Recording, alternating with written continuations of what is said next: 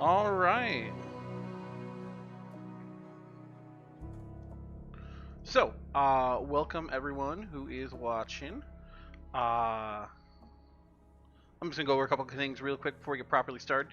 Hey, this is the continuation on from our big stream from last week on Saturday.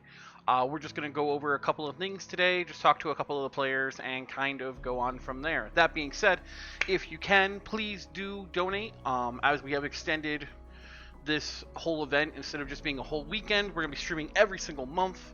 Once we can get everyone together, and we'll be continuing our story and our craziness and our campaign. So your donations during this stream do still affect the actual big game day streams themselves. So if you do feel like donating, please do so.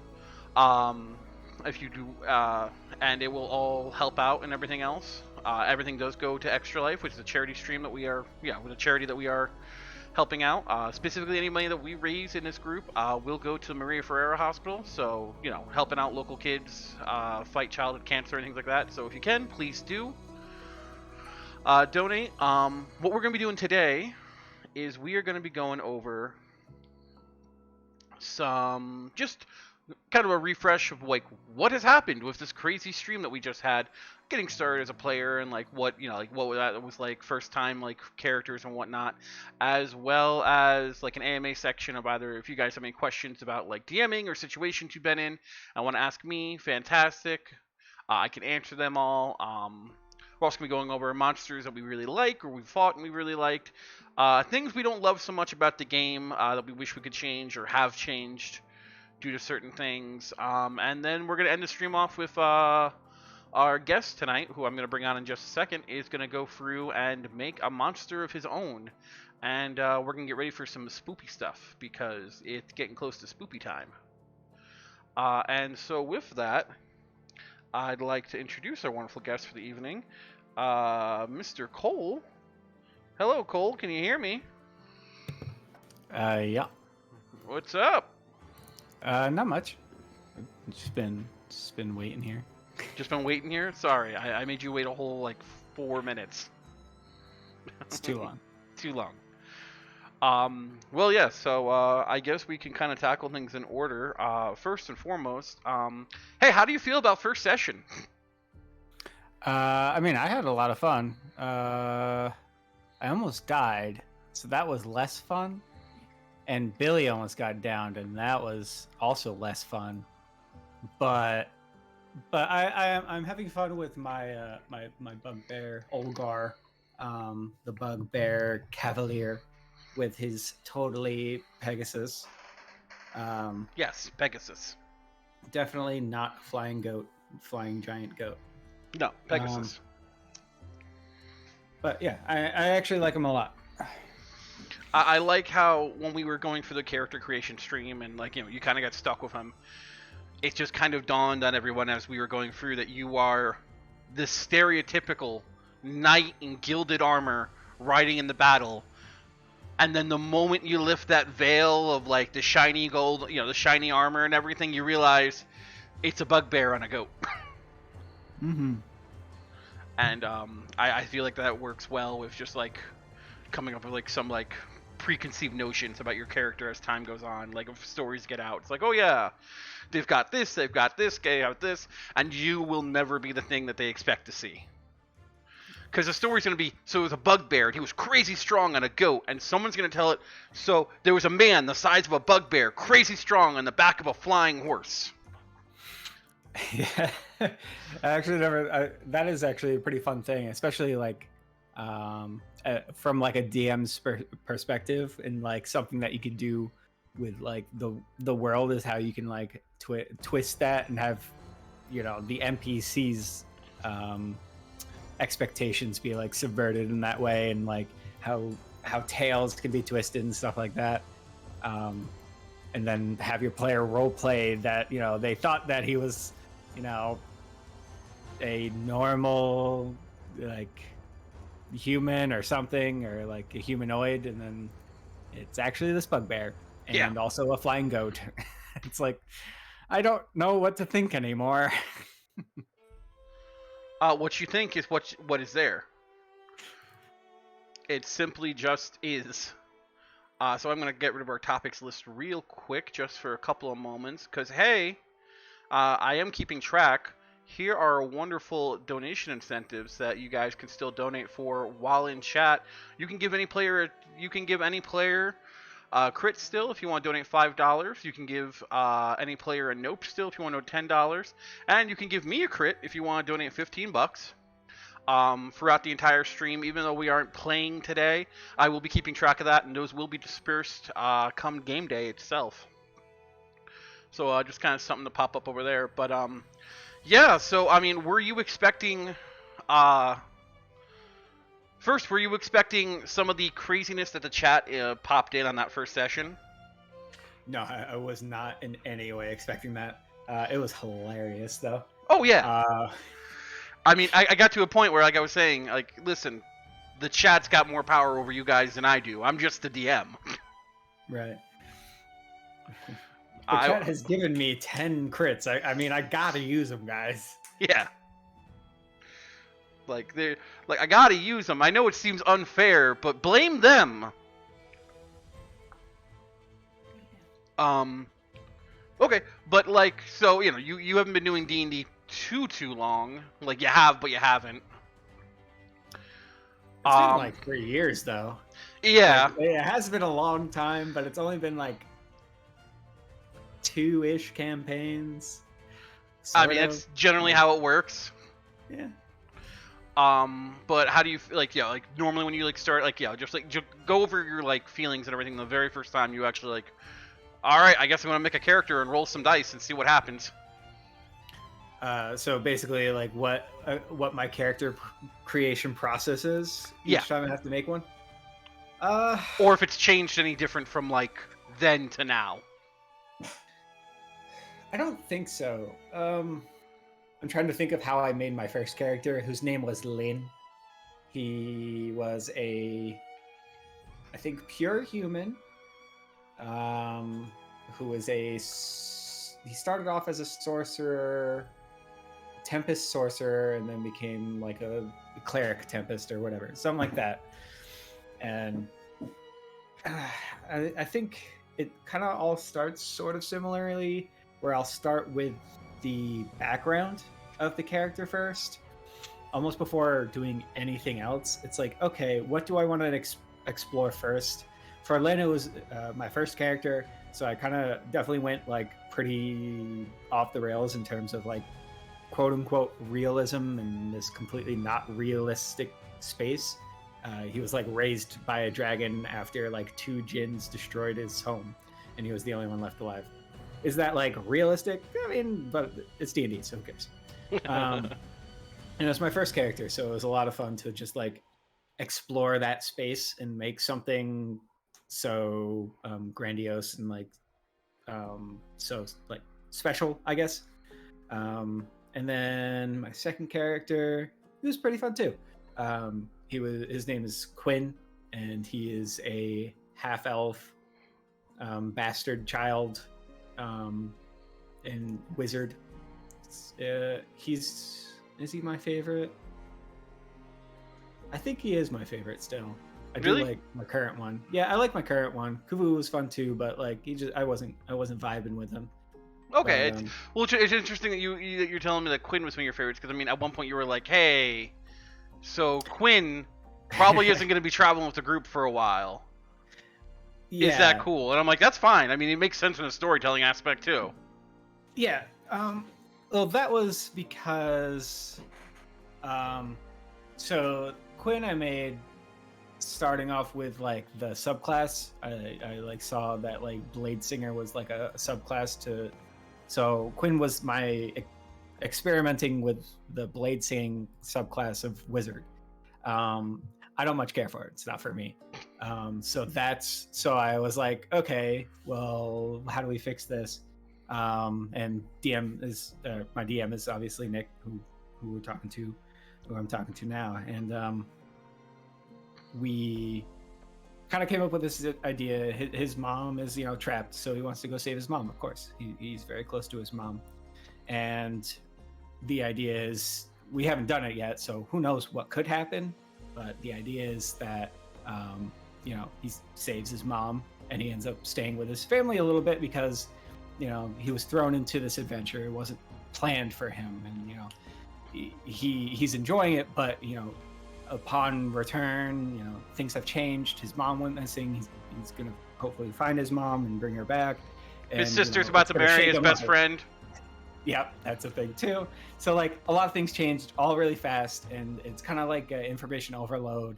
And you know, he well, obviously priority, gotta save my mom. I love my mom. I want to go save her.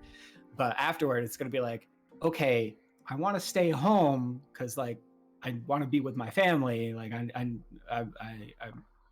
you know, I miss them and they miss me.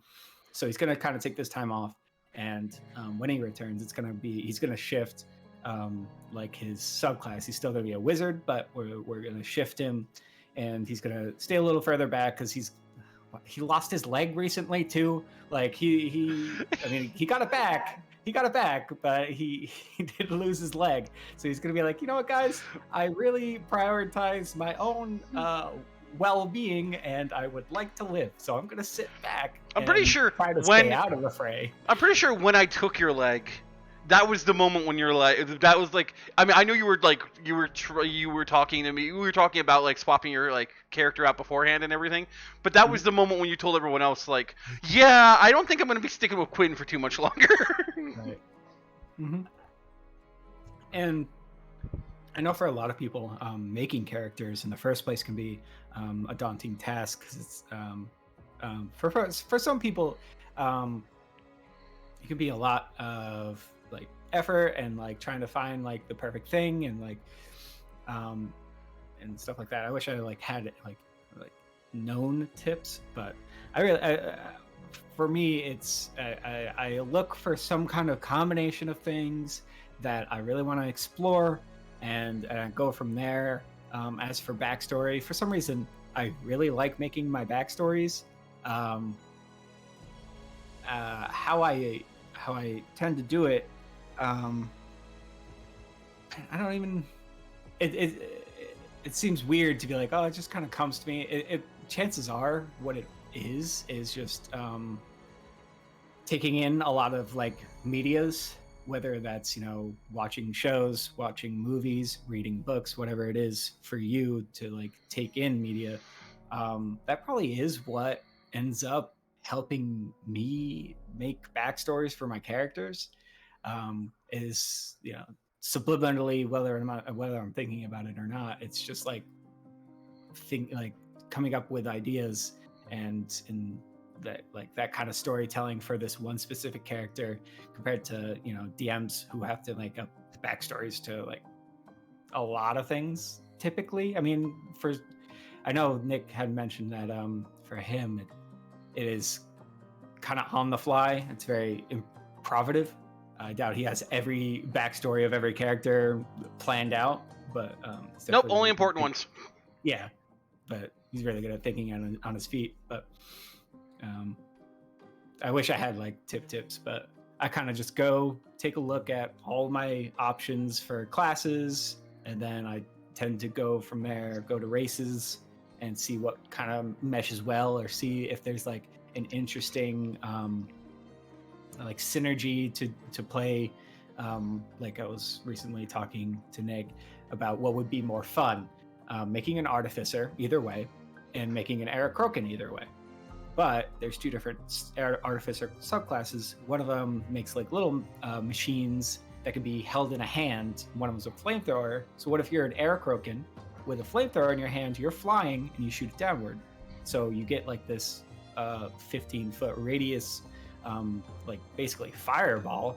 You're 15 feet in the air, so that you can't be hit by anything that isn't like range typically, and you kind of have this free thing. Or you go with this other artificer subclass called the armorer, that states when you have your special armor on, it replaces all missing limbs and they work as if they were your own. So I was like, what if he's an amputee and he's got, you know, this armor and he's got an amputated wing, and now this wing is made of like this armor, this metal armor. And so like stuff like that, that's like I enjoy finding little interesting things to try, and like and doing stuff like that. And then from there, I'm like, okay, Aarakocras live a short amount of time, and he's an artificer, which is a high intelligence class. So he's trying to make a name for himself in such a short amount of time. And I went with artificer, so maybe he's trying to go out and maybe bring back Aarakocra that may have amputated wings and stuff like that, and they don't feel like Aarakocras. They don't feel like they deserve to be on the where their home is, because they don't feel like an Aarakocra anymore. They're missing their wings, and maybe he's going to go out there and try to make a difference in their lives and make a name for himself, so he's remembered even though he doesn't get to live that long. So like stuff like that is how I make a character, I guess. Okay. I mean, that's typically how... I mean, I know it's how you typically make your characters. I am a little bit different when I get to play and I get to make a character. I just think whatever's fun at that moment. And when it comes to backstories and stuff, I mean, I've got characters that have pretty deep in whatever backstories. But I also I like improv too much, so I like having like what's your backstory? Oh, my backstory is real simple. I don't have one. What does that mean? I don't know. You interpret that however you want. Just because then the DM has some freedom to like, well, you woke up, like, what do you know? Like, what do you know about you? I'm this, I'm this, I'm this, I'm this, I'm this. So like, I'll give some random details, my wife at some point is going to be running a game, and I already explained my character to you guys, but we'll just re-explain it really quick. I remember my childhood. I remember my parents giving me away for a reason to some monastery, so I really haven't looked at for my parents. But I remember getting to the monastery. I remember basic training at the monastery, and then between basic training and pretty much this exact moment, it's blank. I woke up in a bar a couple days ago. I have a sword that has a nail going through the scabbard into the sword itself, like going all the way through. So I could remove the nail and draw the blade out of its scabbard, but I have this overwhelming feeling, like overwhelming feeling that the sword needs to stay in its scabbard. Don't know why, just that's where it belongs. But I need to keep it on me, and that's it. Like, the last 10 to 15 years is mystery. And my wife, who's going to be DMing that, just kind of took that idea and said, okay, I have something we can roll with this. That's not a problem. And it's going to be fun because I'm going to learn about my character as we play my character. It's definitely an interesting way to do it. It's also like I've seen people like go through and like read off just imagine a party where you roll character sheets, but you hand them, the DM makes all your character sheets and hands you a blank character sheet, and just as stuff happens, you can start filling it in. Like you walk into a tavern, don't get many Dragonborn in this part. I'm a Dragonborn? Shit. That sounds like that could be a lot of fun. And just some like ridiculous things like that. But no, for me, my first character that I ever created was Lee, a tiefling cleric, and he was horrible at everything he did, and I loved it. I had been introduced mid-campaign, so it was one of those like, oh hey, like you don't have a full grasp of everything that's going on with these characters. I'd also had I had just transferred over from Pathfinder to 5e, which is a very big different systems. So when I rolled my stats, no one told me that I could put those stats wherever I wanted. I just thought you rolled in order of, okay, the first stat is strength, you roll, and that's what you get for strength. The second stat is blank, you roll, and that's what you get for dex. And then so forth and so on. No one had explained to me, like, oh, no, you roll your stats, and then you select where they go. So I had a cleric, who I decided his class before I even rolled up his stats, who had an 8 in wisdom. Me being a cleric and a wisdom caster, So basically, everyone, if you ever made anyone do a save throw, they passed. Yeah, and I would sit there and be like, okay, Sacred Flame, roll. All right, Nick, you got a. I'd roll and be like, what's that? Well, I rolled a 15. That's a hit. Well, no, minus. Well, wait, what do you mean minus? That's what everyone's like. You can change your stats, right? I'm like, nah, we're gonna go like he. I'm gonna say that like, and that was the thing. That was the beginning of me like going and like I'm going to take this bad and mold it into my character. I'm not a good cleric yet because I lost my faith for a while and I'm like rediscovering it. Like I was like I stopped believing in my patron because like nothing was going my way kind of thing, and like went to like and like my powers had all like absolved, and only when I really need them all of a sudden they started showing back up, and I'm like, okay, maybe my patron's still out there looking after me, but I don't know. And like it was this whole like, oh cool, now we're gonna build up from this point and make me a better cleric. And we never finished that campaign, but we did, as time went on we did stuff, and it's like, okay, your patron believes in you a little bit more. Like you gain more wisdom due to this and stuff because the DM was just real nice about it. But I was a bad cleric that turned into like a paladin of that, or not paladin, but like just like the pope of my religion because, hey, like I went through trials and tribulations to not just regain my faith but spread it. And it was just really nice because then that's when I like that my first character for 5e was just a bad character because it kind of just put this idea in my head of like just roll with it in the most literal sense. So that was Lee for me. So yeah, pop that topic list back up. Favorite moments actually. While I'm thinking about it, like, what is your favorite moment you've experienced while playing D&D thus far? My favorite moment. I mean, I'm partial to. I think actually it had to have been the first campaign that we played. After, my significant other Rebecca was introduced, and Tyler's character got basically kidnapped. By being told to, hey, sit here and wait, and then he did. And we had to go basically break him out of what is essentially being kidnapped.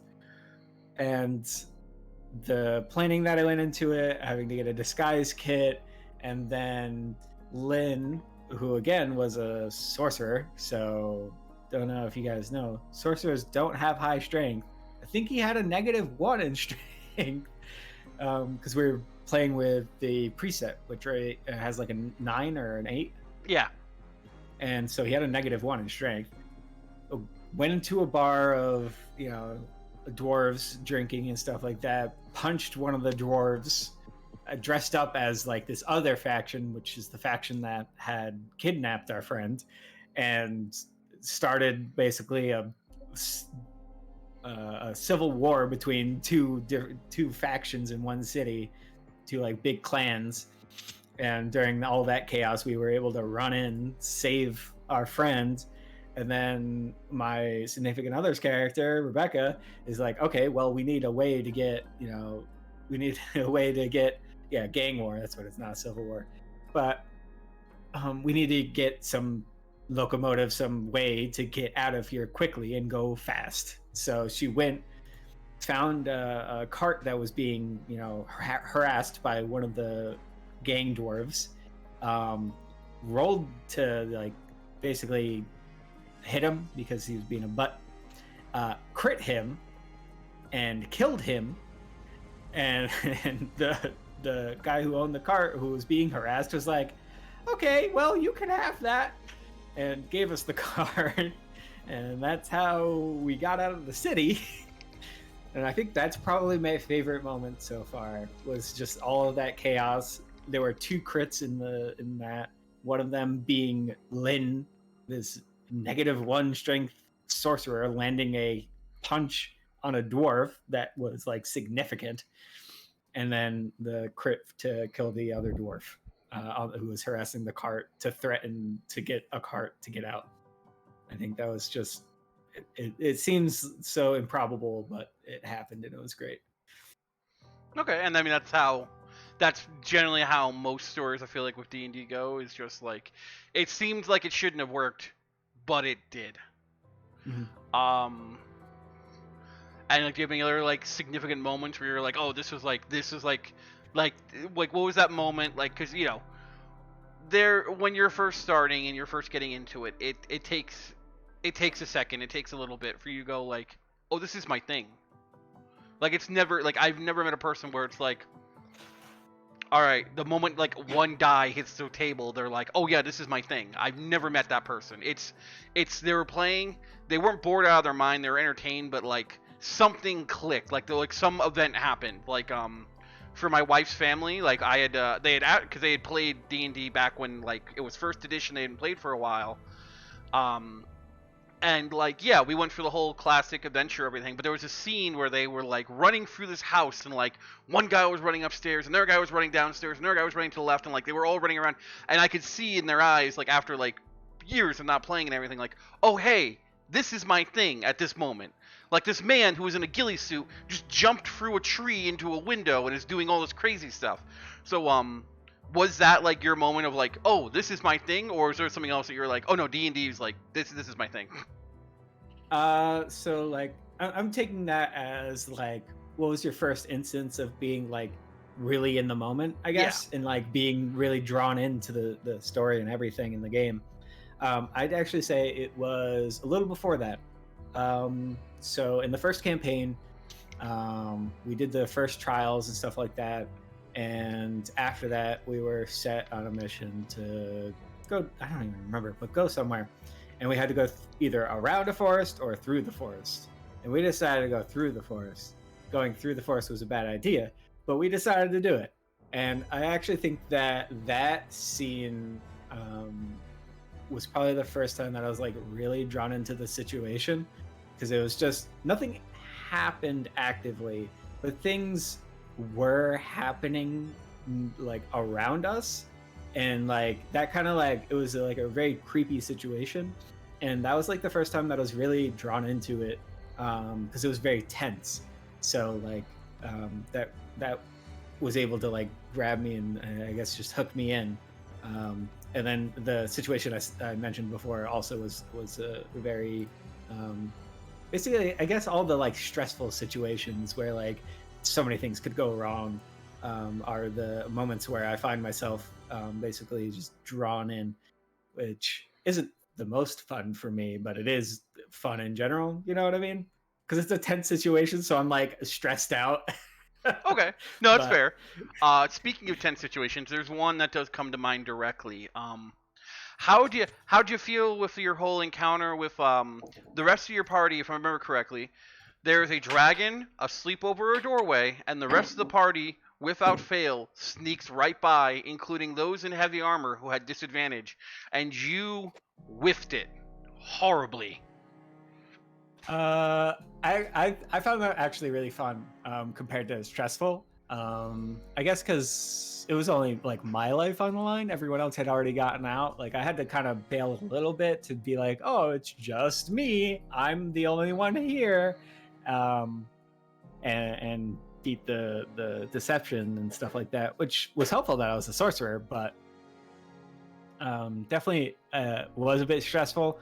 But it was only my life, and like I don't know, it was for me. It was actually pretty fun to have this conversation with a dragon that could probably just one-shot my character if it wanted, and trying to like tiptoe with stuff like that and make things up and persuade. I think for me, the other situation, I thought you were going to bring it up. I thought you knew which one it was because it was really bad. It got me real bad. Was I had been told not to tell a white dragon about this particular goblin I was helping, this like goblin mob boss. I was told not to tell a white dragon that I was helping him, and then lo and behold, I had my friends I kept not servants. He's like high up there, and His retainers. Retainers. Thank you. I think my friend's retainers or something, or yeah, something like that. And a white dragon born was found us, captured the retainers, and was threatening one of the retainers' lives unless I told him who I was working for. That had me like I was like in fight or flight, or flight or freeze, and I was in just hard freeze, and it was real bad for me because I was just like, because I just did like my brain had no idea what to do. I was like, that was probably the worst time where I was so stressed out that I actually like froze in real life because I couldn't make a decision on whether to tell this white dragonborn who I was told not to tell who I was working for, or let this retainer die. That had me hard. I do remember that. Just thinking about it, I'm like, ugh. Okay. And we're gonna skip around topics a little bit, so we're gonna skip over AMA really, just for a quick moment. What I am gonna ask, out of all the creatures I have made you fight, or have not necessarily fight, but just have some kind of interaction with, what creature is your favorite interaction you've had? Let me think. I do have we've had plenty of character interactions. Character or like monster specific? Character or monster? I mean, I'm thinking more monster because I mean, like you kind of had some character interactions. Unless you want to tell me like if you specifically have like a memory of like an NPC interaction that you had that you're like, no, this character was like the best. I'll do one of each because kind of both come to mind. Okay. I think my favorite like NPC interaction that I had was again in the first campaign. Was I'm drawing a blank on her name, but it was the Drow sorcerer, I believe she was. Oh, not Sylvia. You know what I'm talking about. But... Yeah, Carly. Yeah, I think that was the name. Her name was Carly. I really liked her. She was a sorcerer. My character again was Lynn, still a sorcerer. So like, and I really liked her character, like the way like her character was made in terms of like how she carried herself and things like that. She was very to the point, very quick-witted is how I thought of her and stuff like that. And she was kind of cold in that, like, again, being very analytical. For some reason, I really enjoyed that image of her and being like using, mage hands to sign documents and have, her retainers like, here, this dude, blah, blah, blah. And she was like very busy, like in control of the situation at the same time. I really latched on and remember that character very well. As for monsters, I did like the dragon that I had to converse with and tiptoe around. But for monsters, I don't remember what it's called, but it's like the big brute thing that we had to fight in the mist. I don't know if you remember exactly what I'm talking about. The big brute thing you had to fight in the mist. It was like a hulking thing. It was just big. I know it had like a horror scream or something like that. Oh, okay, yeah. The walking. It was literally called the walking horror. Oh, well, there you go. Yeah. Though, yes, that I think is probably my most liked monster. I think just because I am definitely for like horror and things like that. It draws me in. Having fear and being scared for some reason draws me into the D&D. So like that monster for me is very scary. It came out in like this mist because we're like basically haunted by a mist and like the things creeping in it, and seeing this thing, hearing this, like we had been hearing it like for a while now, but just out of sight, and then there it is, like hulking huge monster. I think it's like a large or huge monster. It was a huge monster, yeah. and like we were I think we were on like we were on a carriage too. So like someone was riding this carriage, and there it is. Like we were riding towards it by accident because we couldn't see it because it was in the mist, and it shouted. The person who was driving the carriage got feared. They ended up going off into another direction, trying to get away from this giant thing. And that was actually I enjoyed probably that encounter the most. Okay. I was almost expecting the mud thing that dragged people into the mud. The mud thing that dragged things into mud. The thing that took Oscar. No, Oscar died to the zombified T-Rex. Right, but then you later on you fought one of those things, and all of a sudden you're like, yes. Oh, Oscar's stuff. Right. Yeah. No. Now that you remember, you mention it. Yes. Because those things were stalking you for a while. No, I honestly don't remember that encounter too well. That's fine. I just remember finding Oscar's ring and being like, "We have to bring this back to his family."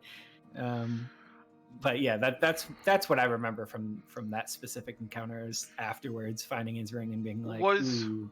Was Saturday the closest you ever come to like losing a character? Or have you ever had a moment where it's like, oh, like this thing that I've created, like my baby is gonna die, like literally die? I think Quinn had a close call a couple of times.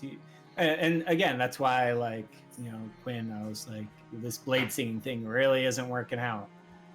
Because I'm pretty sure he got down like 2 or 3 times throughout like a couple of play sessions, and it's like he's gonna die if I continue playing him the way that I think he needs to be played.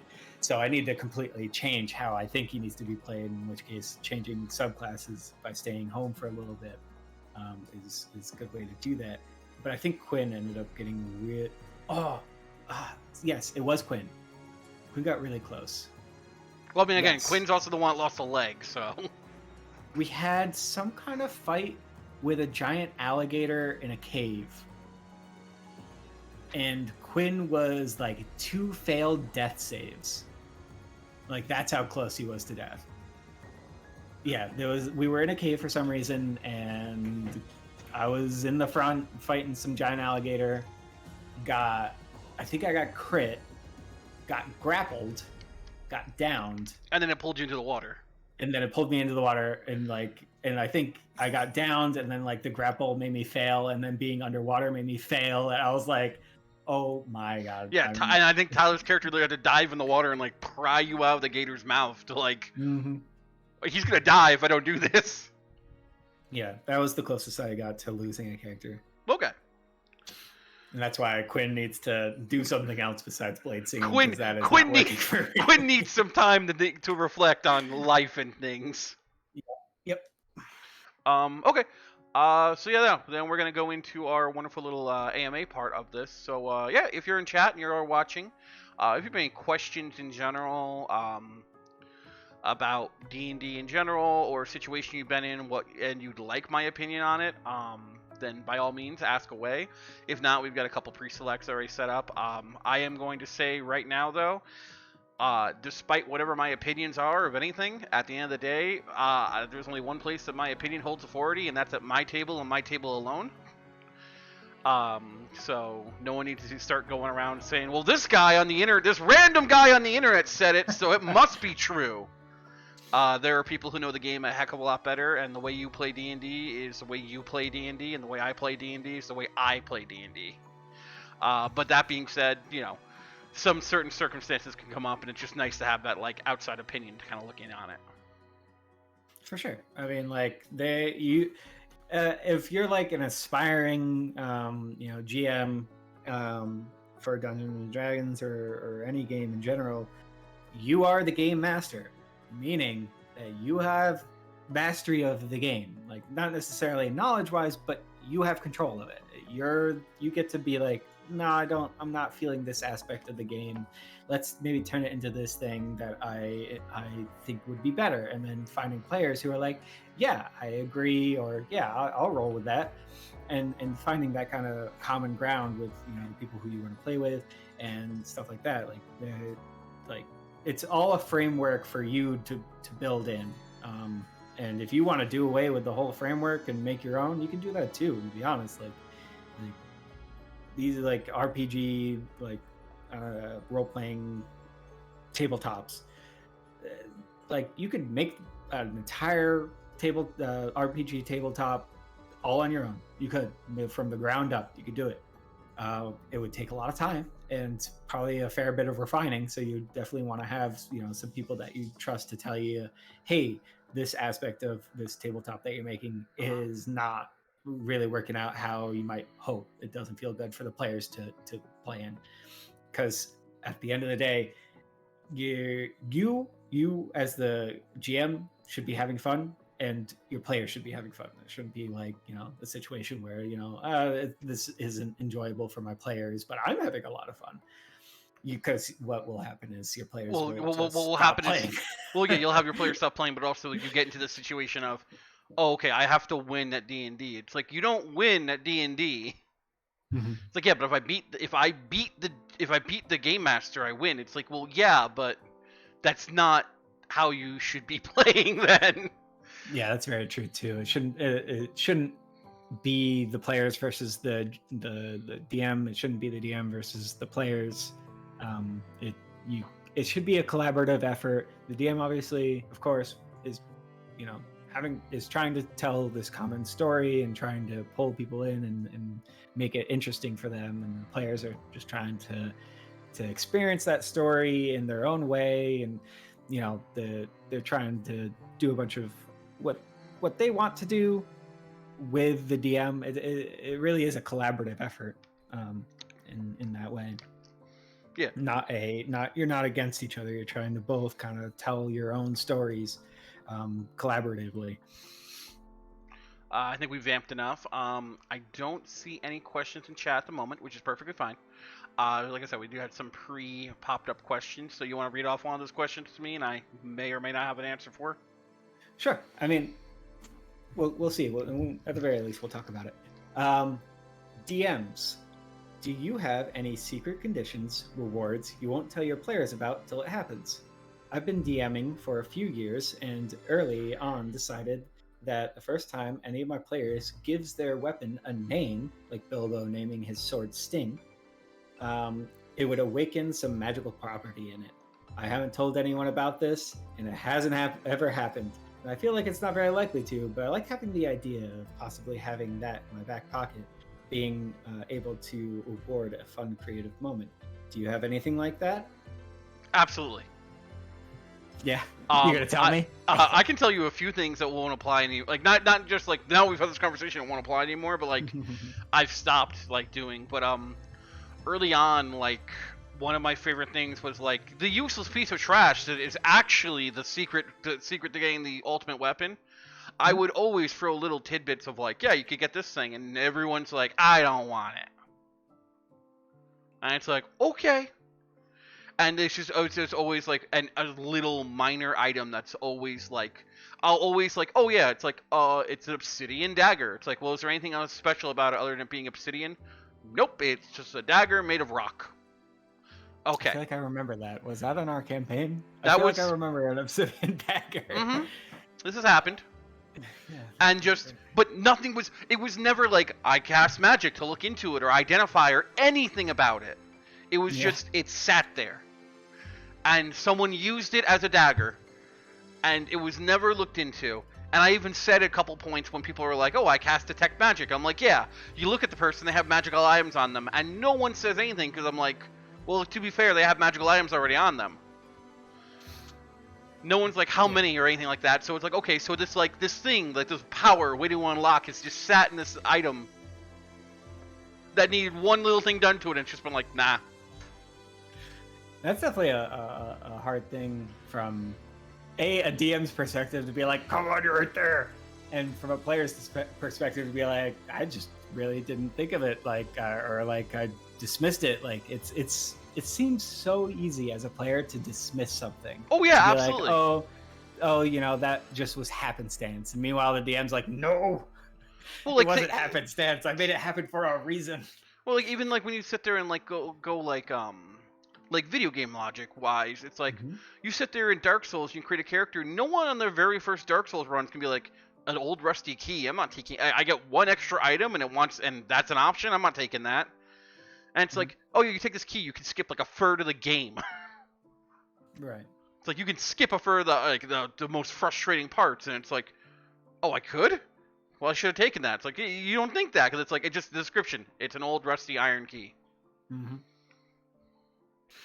So, I mean, I get it. At the same time, it's just like, get it. Like, one of my favorite magical items is the Lost Key. The Lost Key is a magic item that it will unlock a door. There's a 1 in 20 chance. Upon unlocking that door, it will break. You roll. If you get a 20 when you try to use it, it unlocks the door. Otherwise, it doesn't work. And you can try on a different door. But it's literally like when you look at the description, it's an ordinary key.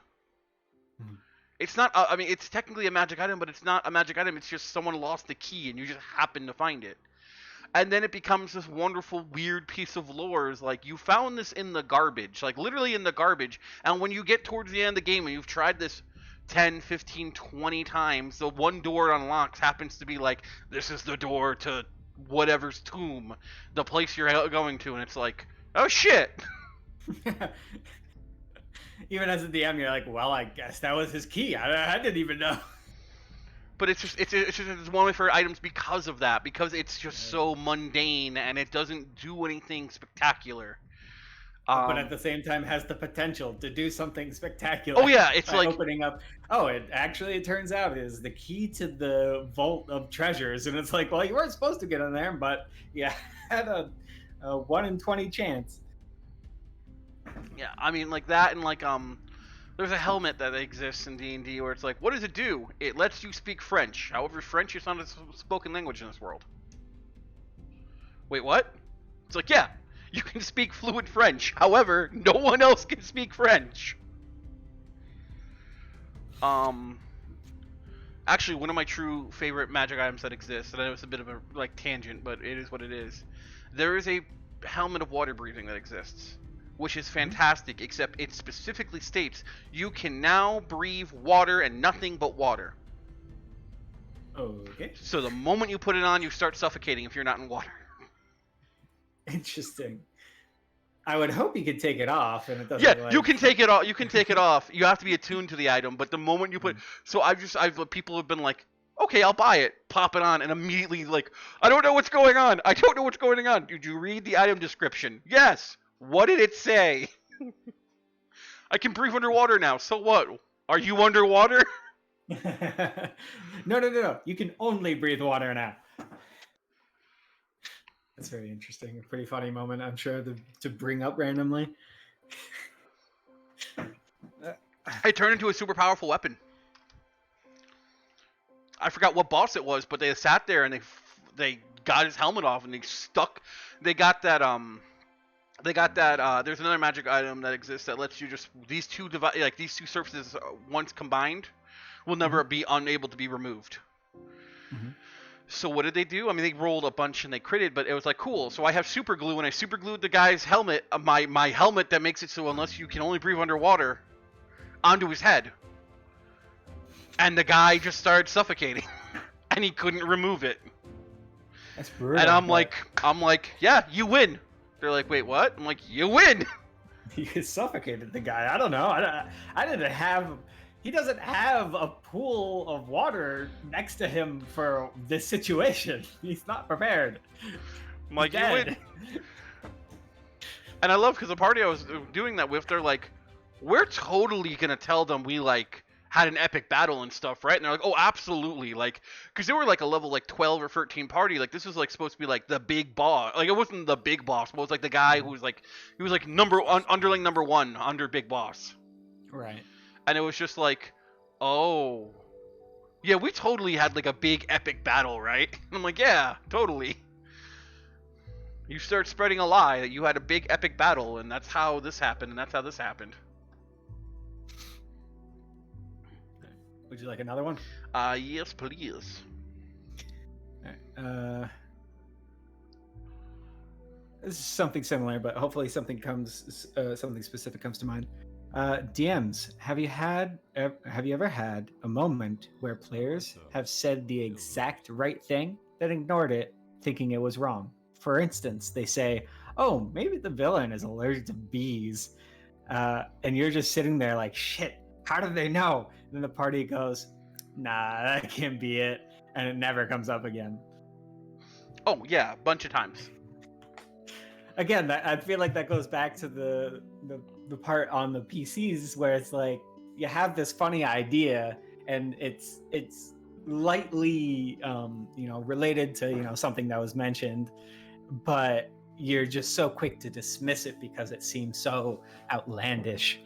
And are there any particular moments that come to mind for you in that with that scenario?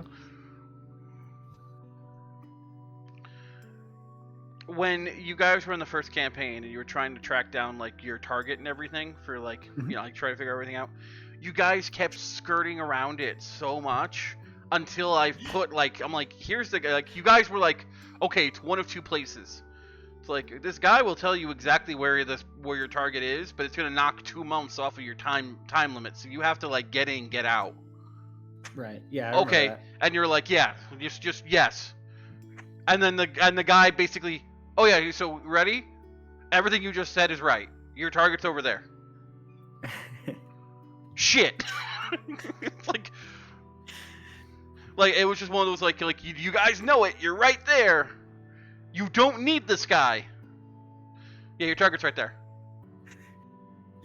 Yeah, I do remember that. Look, it's so crazy how much self-doubt PCs can just have inherently, be like unsure of themselves because we don't want to do the wrong thing, we don't want to unnecessarily kill someone, we don't want to be wrong about anything. So like it in that way, we mentioned it earlier about like quote unquote beating Dungeons and Dragons, beating the game, and making all of the right choices. It's hard to be like, well, I'm gonna make we are all mentally ill. It's hard to be like, oh, it's hard to make a decision and be okay if it's wrong, because we're so many of like at least our party is like definitely hardwired and making the right choice. Let's make the best choice. Let's make the right choice. And we're all definitely very scared of making the wrong choice, which definitely impedes us in multiple ways. Yeah, well, that's the thing. It's like a lot of D&D is just it's just choice and consequence. Mm-hmm. Like you made this choice. This is the consequence of your choice. Even if it's the right choice, it's the consequence of that choice that leads into like the actual adventure that you're experiencing. So I'm gonna be right back. I am just gonna go grab one quick thing and get one thing set up. We'll do a couple more questions. We'll go over some stuff really quick with our wonderful map that we have in front of us about our current campaign, and then yeah, you and me are gonna make a monster. Sounds good to me. So I'll be right back.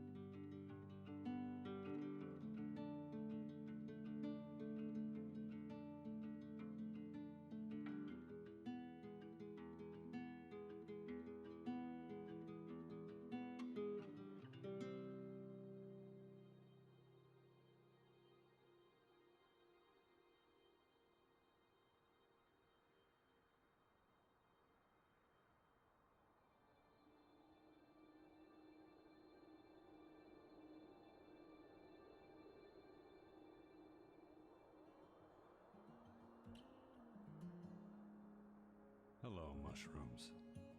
The earth will remember you.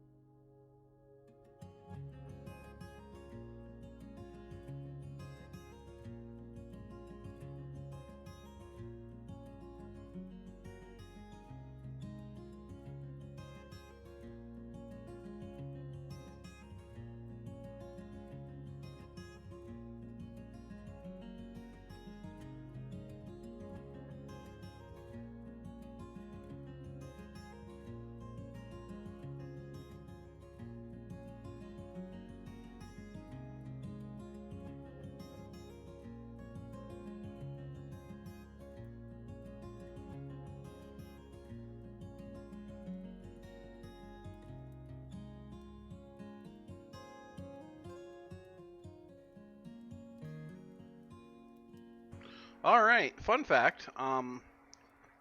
Don't leave your oven on after you've made something over an hour and a half ago. What happened? Nothing. Just I guess I made pizzas this afternoon, and I guess some cheese had gotten like to the bottom of my oven. Whatever. And I made something else for dinner. Well, I left the oven on by accident, and I'm like, I smell something burning. I need to check that out. Oh, hey. My oven's on. I'm burning cheese. I was wondering why you were leaving. I was like, okay. Huh? Yeah, I guess if I smelled smoke, I'd probably go. I'll be right back. Anyway, so yeah, fun stuff. So what else you got for questions? Let's see. Let's do.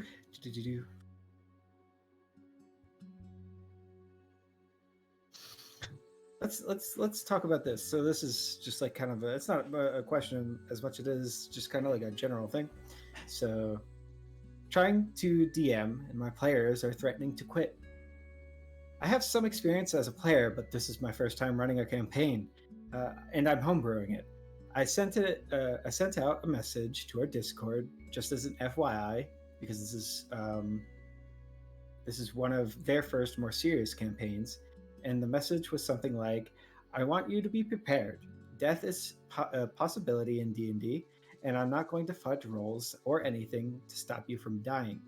And 2 players are threatening to quit if their characters die. I don't know how to address this. One player stood up for death being a part of the game, but still said he was done if his player dies. So how would you handle that situation, Nick? Would you just be like, well, goodbye, or... It depends on, like, your personal relationship you have with them outside of that. Mm-hmm. But also, like, death is part of the game. If you're gonna whine and be upset if your character dies, it dies. Like, I don't actively go out of my way to kill characters.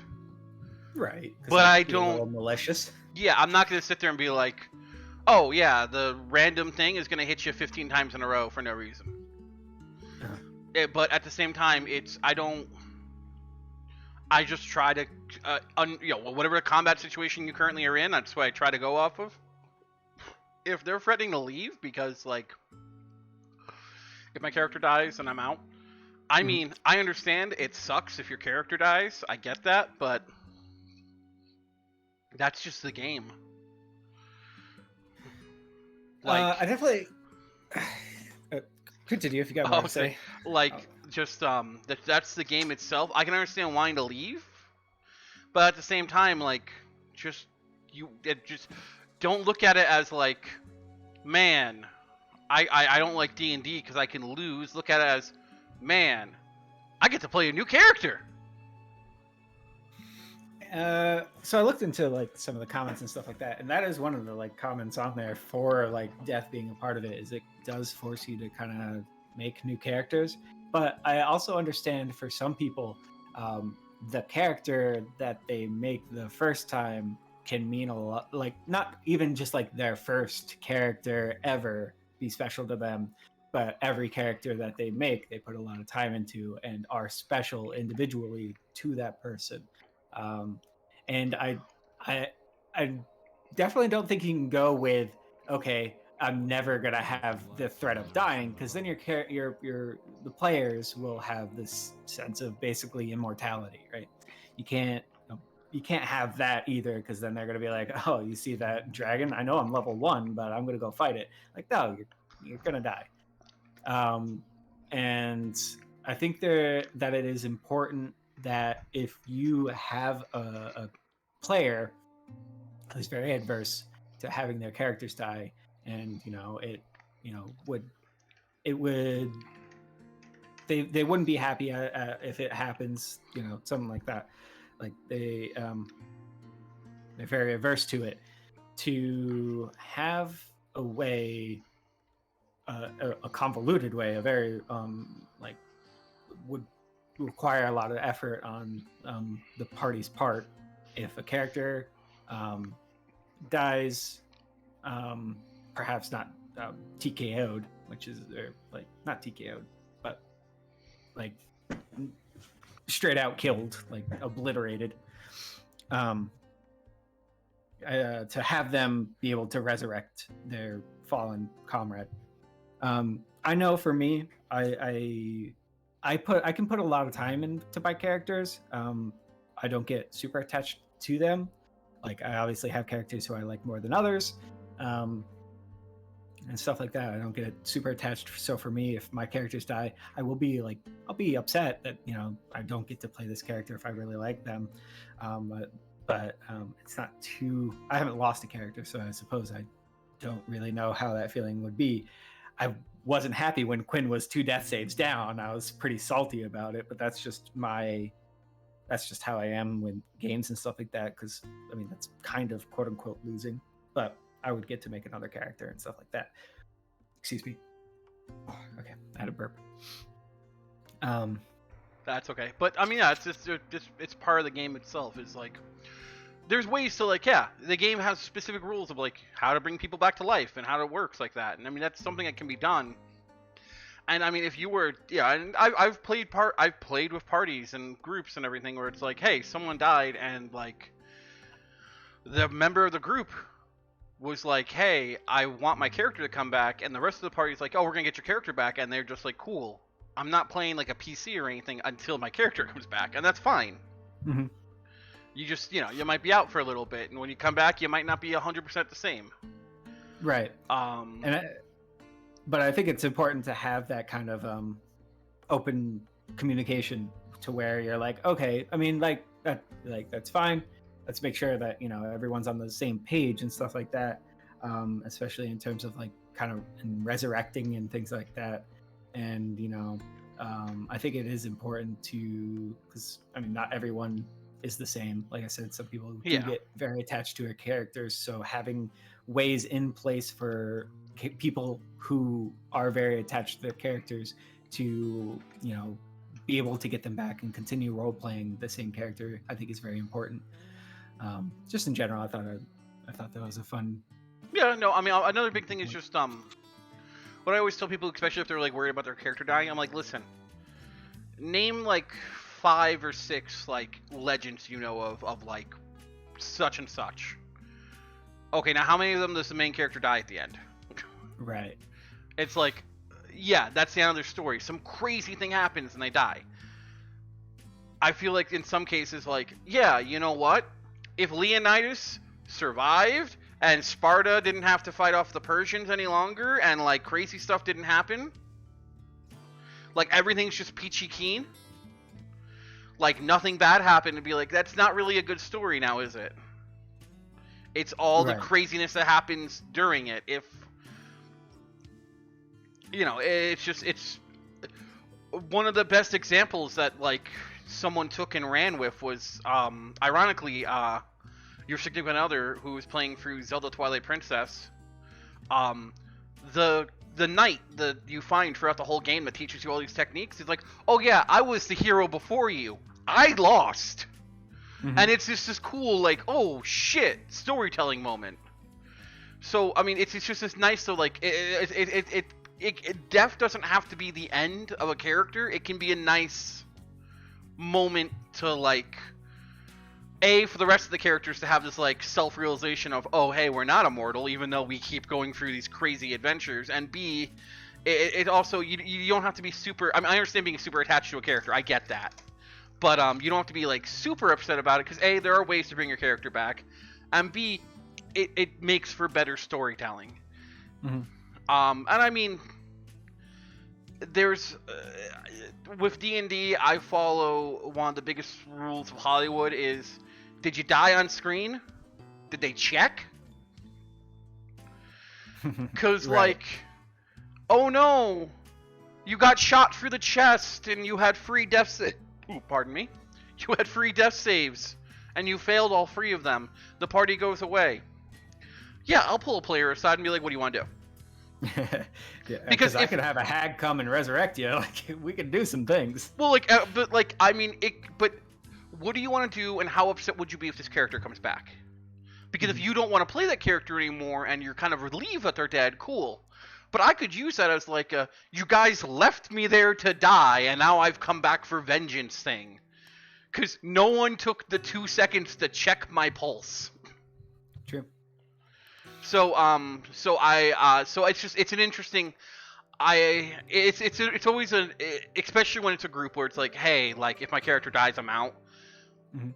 It should be a one-on-one conversation with that individual. Like, okay, can I ask why? Is it because you're not into this? Because there might be, because a lot of that also just might be like, the thing I'm into is my character. I don't care to, especially if it's doing homebrew. True. I don't care for much for your world or anything that's going on. It's like, okay, cool. What is pushing you away almost? Mhm. Like the thread that's holding you here is your character. Okay, why is that? Why is it not like hanging out and doing this and that and whatever other things? That's true too. Yeah. So that's always like, yeah. So it's always a balancing act. Especially because I mean I've been in those situations where it's just been like, huh, you know, this person's not really vibing well with this group or D&D. Mm-hmm. We should get this. We should resolve this.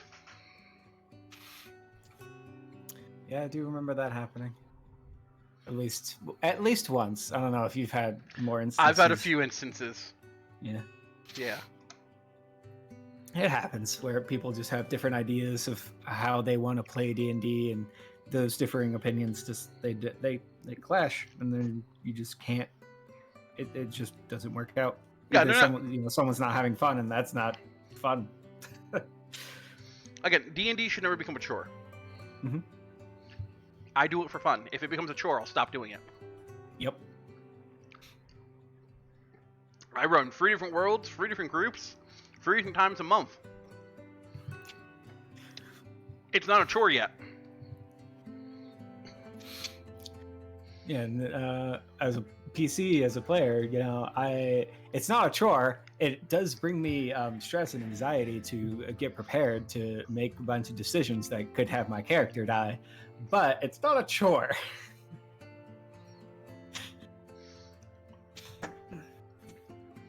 Yeah, but you're also like the dude who's like, I got my next character made, and my next one after that. Look, with you having to ask me for 3 characters, I don't think I have a 4th character to fall back on at the moment. But yeah, I can make characters pretty easily that I can get attached to. There's a chance that I don't, though.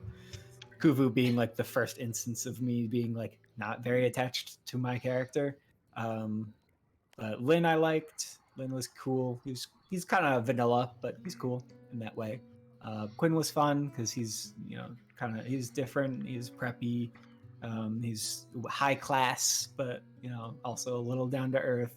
Then Kuvu, whose theme was fun. Like I definitely loved his theme. I just couldn't get behind him. I'm not 100% sure what didn't hook me in there. Yeah, the lack of emotion. Maybe. Like the irony of you can't be emotional in emotional situations, therefore it's more emotionally draining.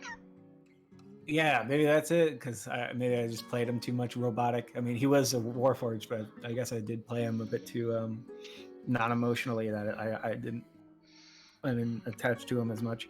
Although I find his non-emotionless and very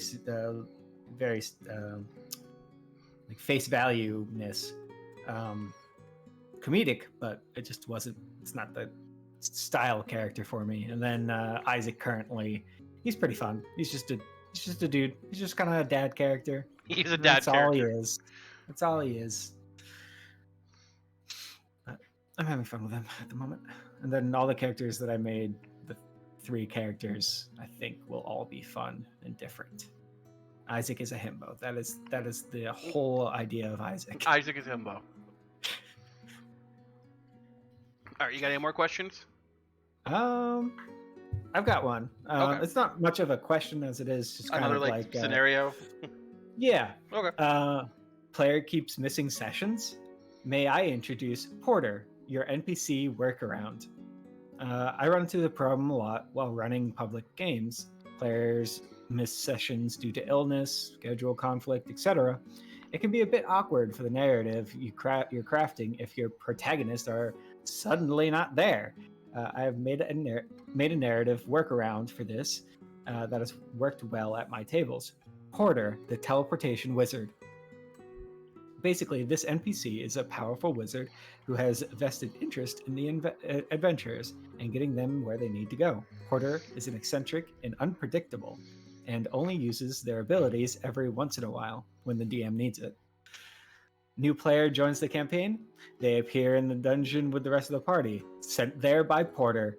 I have a player that can't make it this session. Porter teleports them to some other safe location until the player can return. It's a tongue-in-cheek way to keep the game rolling while allowing for infriction reason why the party's fighter suddenly isn't in the dungeon, or why that new warlock is suddenly joining you in your weeks-old quest. It's good for a few laughs and keeps you having to find excuses for player absences. Okay, I don't see anything wrong with that. Especially if like everyone that all your regulars are okay with it. That's fine. So not the group that you're in, but my Friday group. There's 8 of them. Oh wow! So did we get that up? We never got that high, did we? When we were doing Mondays, we were close. I think we were at 6. 6 we were at with 7 William. With William. I think we were at 7 because I think we had No, did you guys ever play with Haley? No. Oh, okay. So yeah, so then we were at 6. But my Friday group's got 8 players, which is fine. But someone's missing at all times. Mm-hmm. And a lot of that is just cool.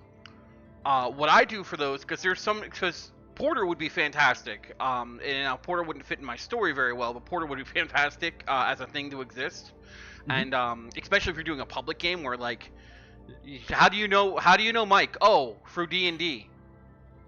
And Mhm. that's it. Like, I see Right. Mike once a week at the game store.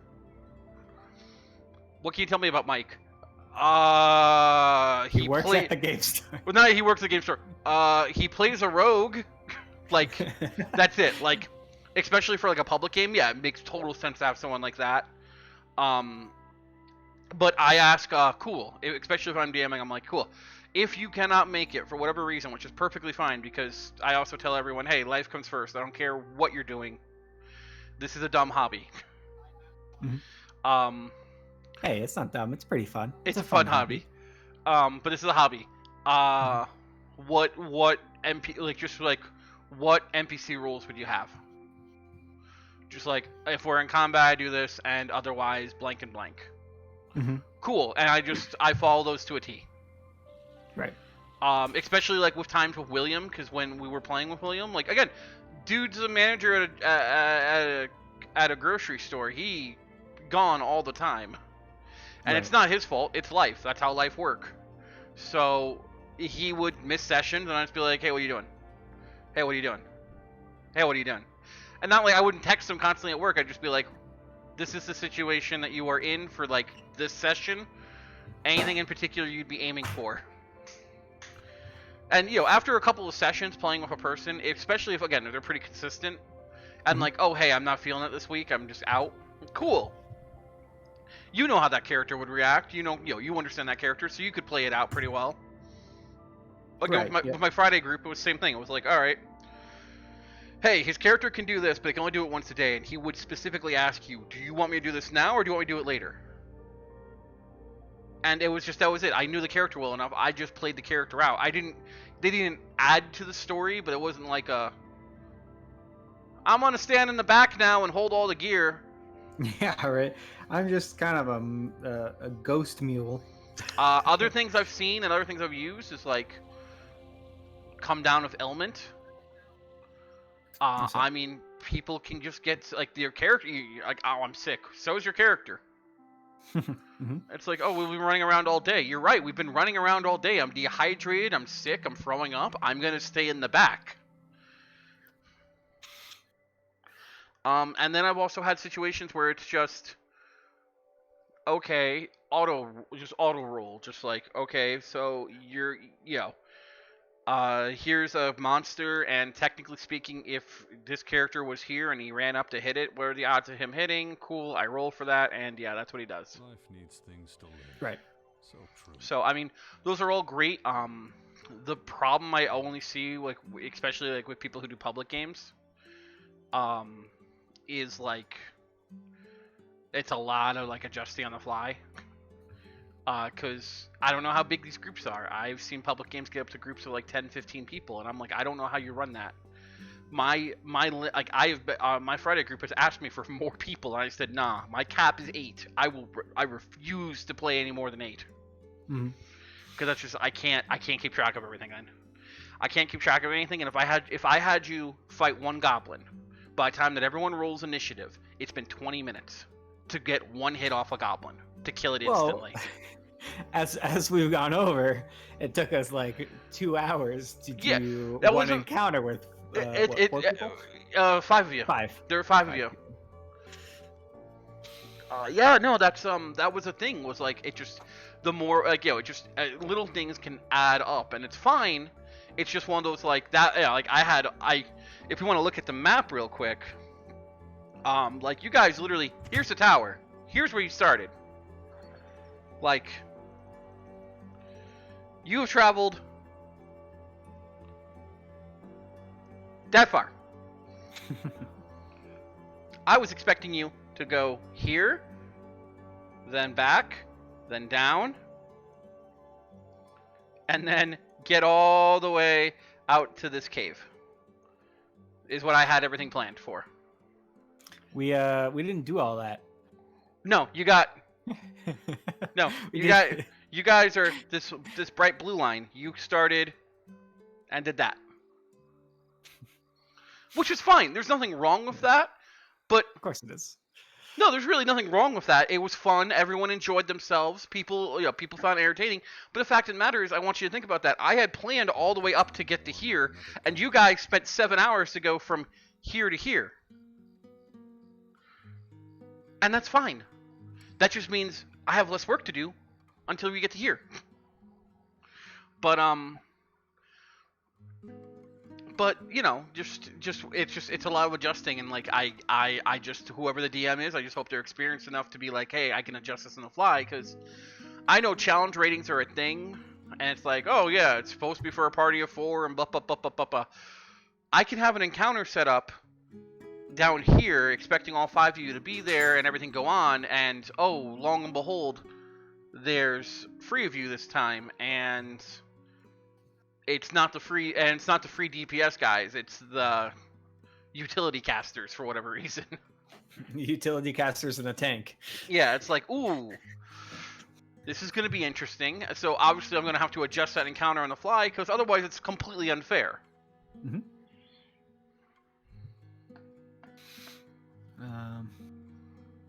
Yeah, and some of the comments are like, people have like, someone said, in their campaign, one of the people who like occasionally misses a game is a wild magic sorcerer. So oh well, that writes itself. They just warp into another reality and then warp back out. Exactly. Yeah, exactly. That's what they do. They say that basically the sorcerer rolled and got that they're teleported into the astral plane, so they can still hear and see the adventure that their compatriots are on, but they can't interact because they're in the astral plane, or So like that's an interesting one. Someone basically was like, yeah, but we have a ring to do that, so you can do it with anyone, and it doesn't have to be a wild magic sorcerer. It's like, so it's interesting to see like how some people will work around missing people, characters. Yeah, missing characters who come and go. I definitely personally really like Porter, the teleportation wizard, just because I feel like actually like truly introducing him into the game at like a later point would actually be really interesting, and like actually seeing what he is doing, where he's like as a group, as a party, see where he's been bringing you when someone missed a game or whatever. Yeah. Also, what's nice about that is, like, from a storytelling standpoint, then you can make Porter like this, like, I mean, he doesn't have to be evil, but he can be like this, like, master puppeteer. It's like, oh, he's the quirky wizard who teleports me to this exact location that I specifically needed. I wonder why he sent me here. And it's like, oh, I have debt collectors that are in this place. Whoops! I have a party of adventurers that are there now. Yeah, that's kind of what I was thinking. Like, what you could do with him is like he basically, he's invested in the adventures in some way. So what, like, kind of figuring out why is he invested in these adventures? What is he using them for? Where is he bringing them? What is, stuff like that, and like actually inputting him into the campaign, while also being like this workaround for people who might miss a game or something like that when you have like a big group, and so they can like. So the group can still mostly play even if one person might be out. So I thought that was really interesting and a nice little workaround. I liked it. Yeah. All right. So, I think that's good for questions. We already talked about monsters that we love. Yes, we did. So then, what I got next on my topics list is what we don't love. What we don't love. Hey Nick, I don't like dying in the campaign. I mean, again, I don't like death in the campaigns, Nick. No death anymore. Oh, okay, no death. Okay. No deaths. Yep. Well, we'll work our way around that. Oh wait, most of my campaigns are written, so it's already done. Oh, no death? That's fine. I'm gonna have this character port you into this pocket dimension, and you'll just stay there, and you have no way to get out. Anyway, you want a new character. But like current, but your current characters, I mean, your current characters are immortal. They can't die.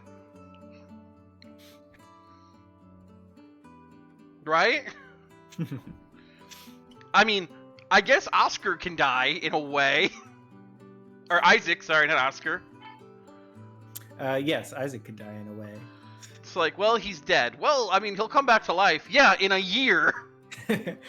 Yeah, just the other players will have to just sit around for a year for him to come back. I don't see anything wrong with that. They just have to fight 12 encounters. You get That's 12 fine. encounters. Right, there's 12 months, or is there more than 12 months? That world I think has less than 12 months. Oh, okay, so they have to fight less encounters. That's fine. I don't know. Here's some advice to any aspiring DMs. If you love world building, do it. World build. I love world building. If you love playing D&D, play D&D in one of the worlds you built.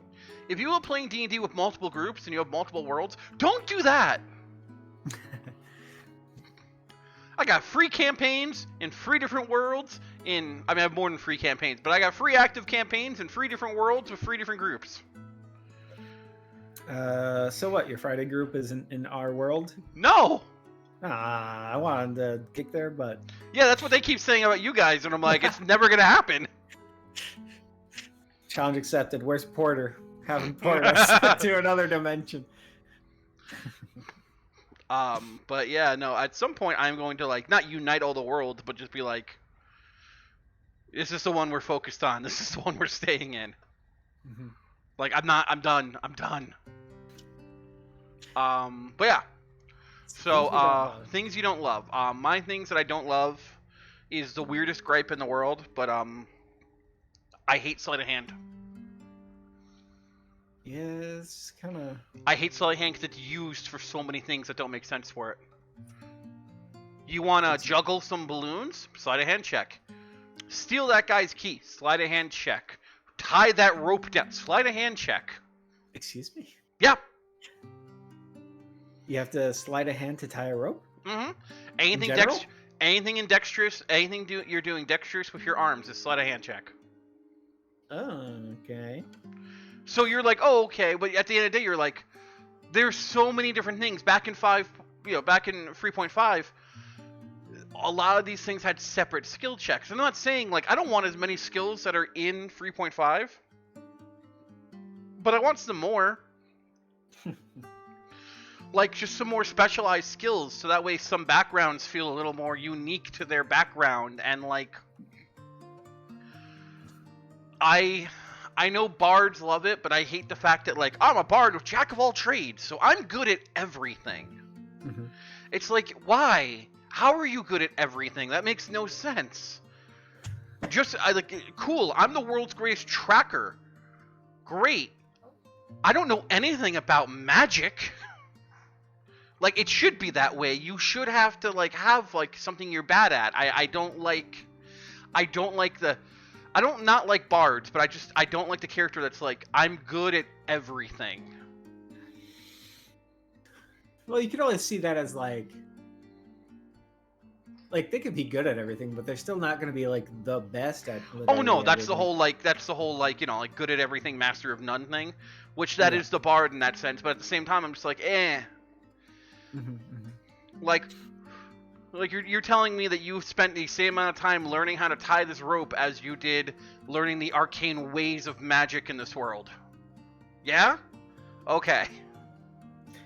While also learning to do acrobatics and also Singing athletics, and yeah. Also lying and also convincing and also survival and all.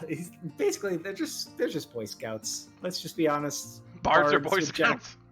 Bards with jack of all trades and the feat that's in there. That skilled? Skilled? Yeah. Or Oh, prodigy. Prodigy. There's two different ones. There's skilled, which gives you a bunch of, like, oh, you can gain proficiency in a bunch of these other skills. And there's prodigy, which I think does, like, I think you get expertise in one thing or something like that. yeah, you get I think you get expertise in one skill, you get a proficiency in another skill, and I think you get you get proficiency in 2 other skills. Something like that, yeah. So like you take both of those and you're just a Boy Scout. You're just Eagle Scout.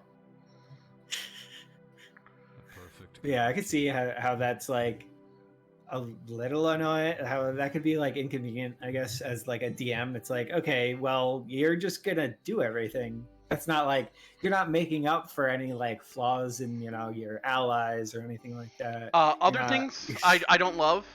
and it's all of my. If you're watching, I love you. I love you to pieces. It's all your partners and my wife's fault. I stopped making puzzles in other languages. Why? Because every time I do it, one of the two of them has got some bullshit that's like, I can read or write any language. Well, Nick, but that's every campaign though. That's every campaign though. When my wife was useful. I know, but when my wife was a wizard, I'm like sitting there and I'm like, I hand her a piece of paper and she's like, what language is this in? I'm like, those runes that you can see? Dwarvish. I can read that. Well, here you go. Here's it translated in English. I spent 40 minutes looking up Dwarvish runes to make this letter for you. I guess you don't need it. See, I think in that situation... Here's a cipher to go with it, too, since apparently that you got a feat that makes it so you understand puzzles. Is there a feat that does that? There was a thing that she had that's like, oh, I should totally understand how to break like a logic code like this, and I read through it and I'm like, here's the cipher to the puzzle. Oh, that's disappointing. I could definitely be unhappy about that. But I think with things like people who are warlocks who have the evocation allowing them to read all languages, or the comprehend languages that some classes can learn, somehow separating the party, even just for a little bit, just to like have like this moment where, you know, the characters who aren't as literate have like this piece of paper that they can't read, and they're like, man, I wish I had the person who could read anything, and they have to like go to a library or something or whatever to try to get it translated. Oh yeah, but I mean, the only way you're going to separate the party at that point is like by force, and I don't want to like sit there and be like, oh no, Rebecca's character went into a mysterious void, and now you have this letter that's written in deep speech. Mm-hmm. Good luck. I think to get around that, you'd have to at least try to incentivize, you know, the person who either like, incentivize hey, or put more difficult ciphers. Yes, or completely do away with the fact that it's in any language. Yeah, it's not. Well, it's completely Runish. It's hieroglyphics. It is not a language that is readable. It is comprehend. I don't even know if that would even count. That's the thing. I've done that, and then the argument comes up. Well, I get any written language, and I'm like, yes, it's not written. It's symbols. Yeah, right. And then the whole. Well, all letters are symbols. Yeah, right. That's what it's like. Are hieroglyphics just a language? Like, I mean, I guess kind of, but also it's like just straight up symbols, but the symbols have meaning. How does that translate? Hence, here's a cipher. Enjoy. Yeah. Yep. So, but that's yeah. Again, it's these are tiny gripes. This isn't like I'm like D&D's ruined forever for me. It's like, it's just like, okay, you guys know me, but I mean at the same time, people who I've played with, like as like a player, I've done things that they absolutely hate, and like I've ruined for them in the sense of like, I've played a bard so many times that had a cane sword. So when people are trying to like get rid of our equipment, when we're trying to go into like, you're talking to the queen, you can't have a weapon on you. Mm-hmm. I'd be like, you're gonna take a walking stick away from an old man? Like all Gandalf like, and they're like, I guess not, it's a fucking cane. And I'm like, it's my rapier! If you were role playing that, honestly, as a guard, like role playing as a guard for the queen, I'd probably take the cane away anyway. I think it would be a very strict situation. You're going to see the queen. It doesn't matter if you need the walking stick. It will be walked in if you need it. It will be walked in by a armed guard. Oh, I know. Something like that. Like that's what I would do as a DM. I've had DMs do that to me where they're like, "Oh, don't worry, I'll carry you," and I'm like, "All right, well, here, take it." Because I mean, maybe that's metagaming because you're like, well, I know there's a sword in there, but at the same time, you're like, you're a guard for the queen. A cane could be used as a weapon. So yeah, no. Well, I always sat there. I again, and this is the whole like, This is why I don't mind rules lawyers, because I am not a rules lawyer, but I'm like a, okay, but in this situation, would they really take my cane away? And it's like, in this world, if you have a magic wand, which just looks like a wood, which is a wooden or metal stick, it can blow up a building. Yes. I'm Yes. taking this long stick away from you. I'm going to take this away. And I'm like, yeah, okay, that makes sense. Yeah. I definitely, I mean, you could say whether I am or not. I definitely think that I am a bit of a rules lawyer in that Nick will make a decision, or someone will say that they want to do something. And I've read through the player's handbook so many times. Like I've made technically like I've played 4 characters. I have 3 characters backed up for the next campaign, and who knows how long, like, when that will come. And then I've made a couple other characters. So I've read through the handbook I don't know how many times, looking at all the different subclasses, looking at all the classes, and peeking at spells. Because like I've played, like a lot of my characters have been spellcasters for the beginning of it. Isaac being my first complete non-spellcaster. And so like I've read a good amount of the spells too. So like I will question things a lot, and double check things a lot, and so I feel like occasionally that I get a bit rules lawyery where I'm like, would they be able to do that? Even though I'm not the DM, I'm the player. So like, but I mean, I try to make sure that it's not in like they can't do that. It's more of, are they allowed to be doing that? Because, well, you're not. the book says this. You're sitting there. You're not sitting there adjusting your glass and going, "Well, technically."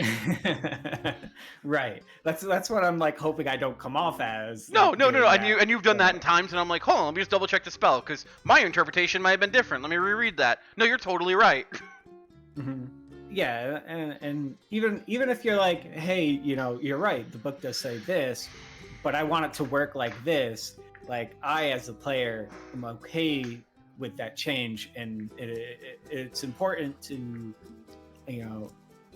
if you are gonna like quote unquote like rules lawyer, to make it that you're not being accusatory, or like you're not saying that can't happen to your DM. Like as a player, you can't say that to your DM, because at the end of the day, your DM makes all the rules. Like the player handbook is a handbook.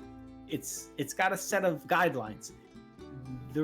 At the end of the day, a DM can veto anything. Whether or not you enjoy the things that they veto is not exactly the point here, but they can. They are the creator of the game that you're going to be playing in. So if they're like, hey, instead of a potion taking a bonus action, a potion takes a full action and now heals max health, which I saw was a thing someone homebrewed, like brought into their campaign, where healing potions are no longer a bonus action, they are full action to use, but they heal you for the full amount. And that's to like prevent, chugging a potion in one hand while swaying your rapier with the other hand, basically. Which if I ever make a campaign, that will probably be a rule I adopt, because I like it. It makes potions More useful. super effective. Yeah, super effective. But also keeps you from just chugging while swinging your sword as a weird. But that's like thing. That's like my whole thing with like science. Like my whole thing with homebrew rules and stuff is like my big thing. And you've played enough of my campaigns to know. I'm like, hey, magic's a little wonky. Science is direct. Mm-hmm. Magic missile does this much damage, and it varies because your emotions and stuff affect your magic. This is a gun. No matter how I shoot you, I still shoot you. Yeah. Right. It's not like I shot you a little bit. No, you got shot. Because like I've seen stuff where it's like, oh, this gun does this much to 2d6 and plus blah blah. I'm like, no. A gun, if I shoot you, still hurts. There shouldn't be a gun that does free damage. It should be like, it does 15 damage, and if I shoot you again, it still does 15 damage. Mm-hmm. And then also the Aarakocra change that you make for your campaigns as well. Yeah, well, that's because I've seen it been broken so much. One big thing is just like, hey, so Aarakocras, their arms are attached to their wings. Like, because otherwise it's like, let me get a bow, fly real high up, and just pew, pew, pew, pew, pew. And it's like, wait a minute, I can't defend against that. And which harkens back to the Aarakocra that I was talking about making. That was the artificer. The idea was I could fly, so high up because I would be holding the mechanical tiny item in my talons on my feet, and then I could choose it from there, which would be fair, but that's not what I'm going with. But that's why not the one. But I'm also just imagining you just like as like you've got it, you've got this thing on your back, and I'm just imagining you as like a freaking like just like imagine just like here's my jetpack and I land and then burn things and then jump again and just fly off essentially. Mm-hmm. It's like when you were explaining that, I'm like, yeah, that sounds about right. Like I could imagine an Aarakocra just like gliding down and just torching something and then gliding away. Mm-hmm. But yeah, anything else that you don't love? What don't I love about the game as a player, primarily? Not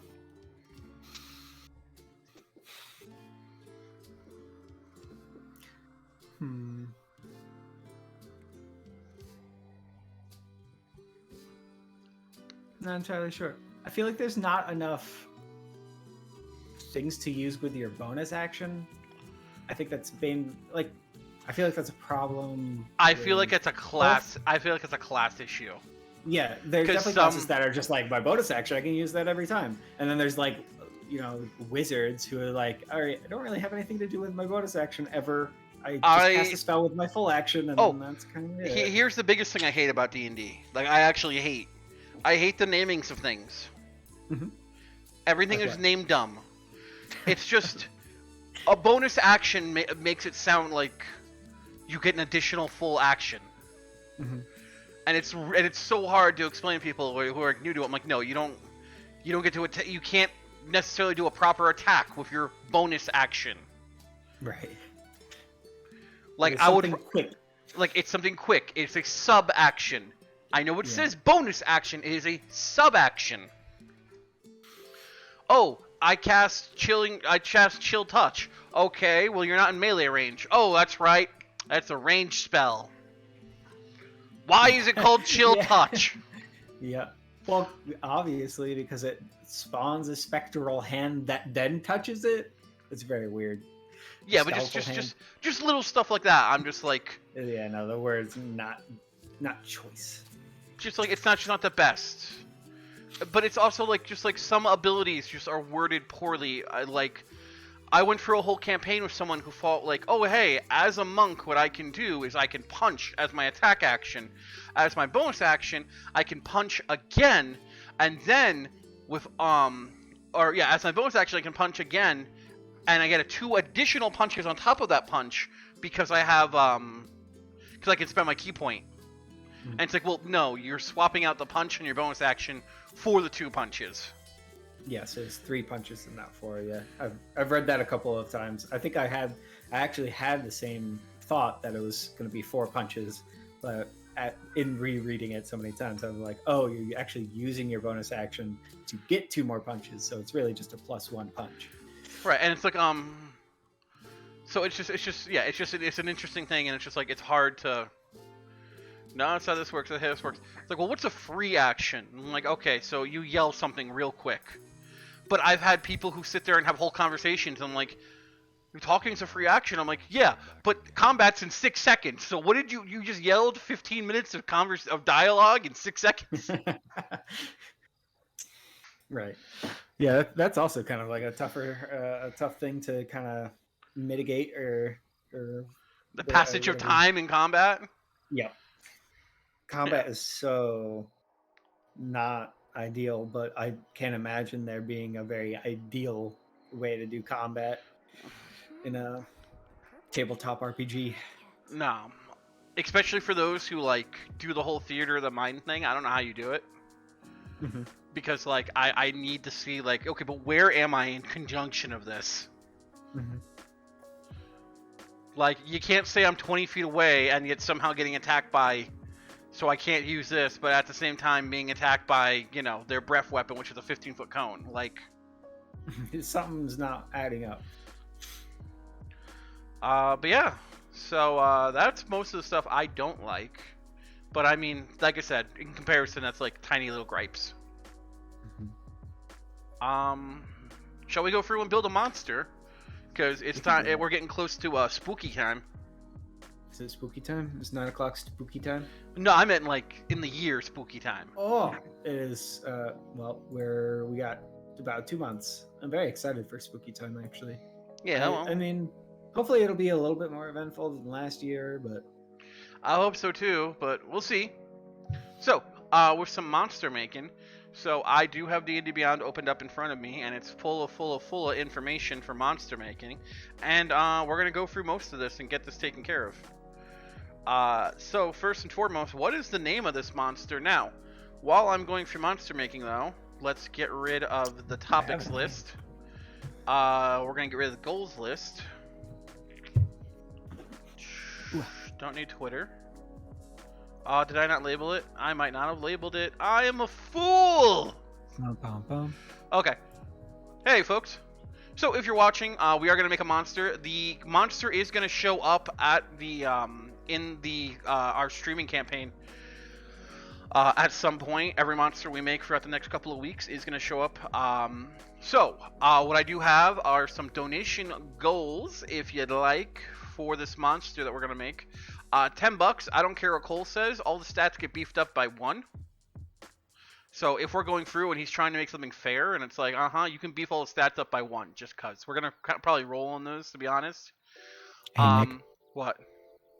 I'll be perfectly honest with you.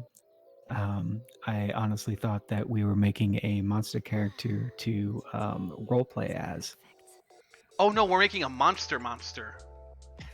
Okay. I mean, I'm gonna still make the character of a monster character that I wish I was gonna be role playing as, but I will now have to fight it instead, which I mean should be interesting. For $20, you get to even despite whatever description I get of the monster, you get to choose a type of monster. So, if for whatever reason he's telling me that we're gonna make a monster character and it's gonna be like a minotaur or something like that, and it's like, well, it's a fae now because someone donated for that. $25 is U Monster, which is we name the monster after whoever donates the $25. So $25, you are this monster. You are a named NPC that will be fighting them. And for $30, campfire story. Cole is gonna have to come up with on the fly campfire story about this monster. okay. So for starters, for the temporary name, in case we do get some donations, what would you like the monster's name to be? Whew. What, man? What do you even name these things?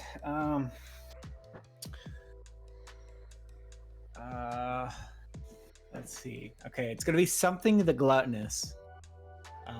Let's see.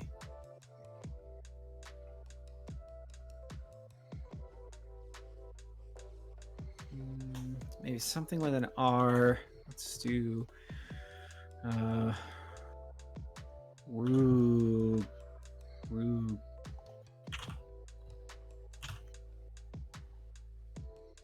Roo the gluttonous. That's all I've gotten so far. I'm typing it in chat. Okay. Okay, I typed it in chat. I do a little bit better in terms of naming things when actually having letters written out.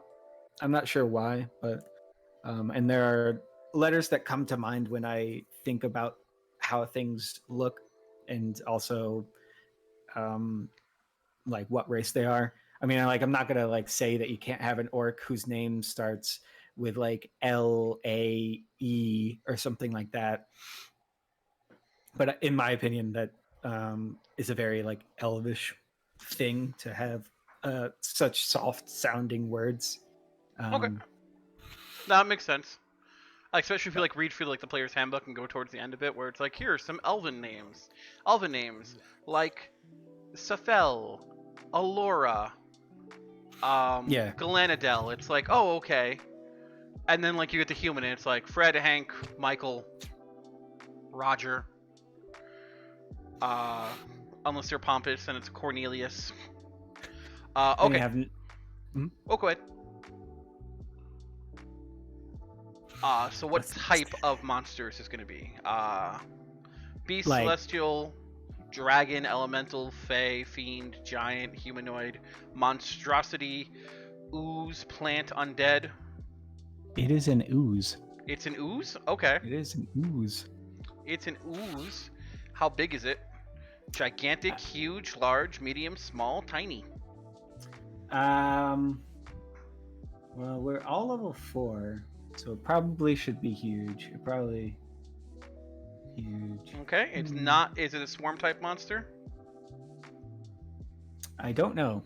Like, is there like are a bunch of little things that make up this monster, or is it just one mass? I kind of think of it as more of one mass. Okay. I'm not going to worry about challenge rating because this thing's going to be super customized anyway. I don't really care about its alignment because you're going to fight it anyway.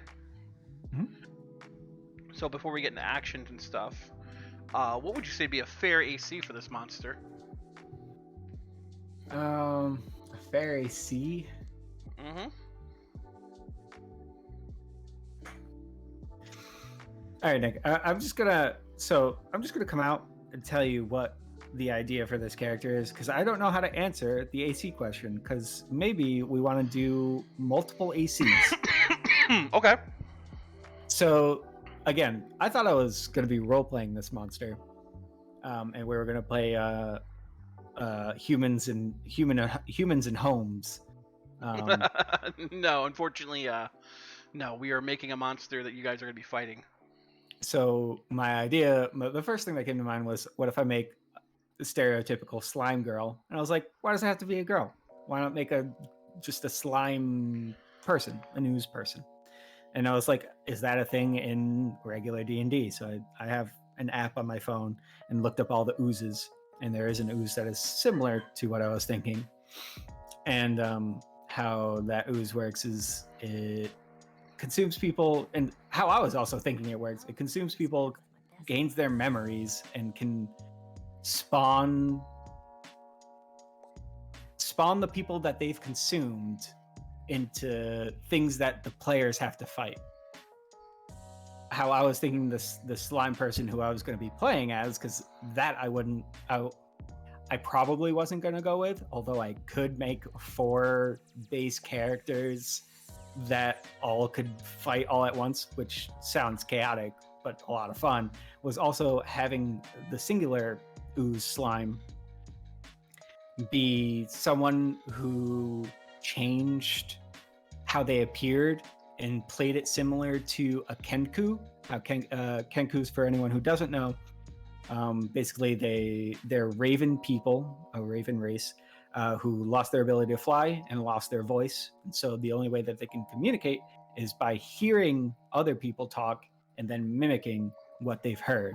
So what can end up happening is they'll splice words that they've heard that they need to make a sentence, and it'll sound really chopped up. I was thinking something similar to that, not quite, because the ooze would, just change on a whim and be like, you know what, I'm gonna be, a large human male. You know what, I'm gonna be a small sickly gnome that it killed all these people and consumed them, and now it just kind of changes because it's kind of that type of thing. That's what I was thinking about, that I was going to be playing and role playing, was this slime that changed.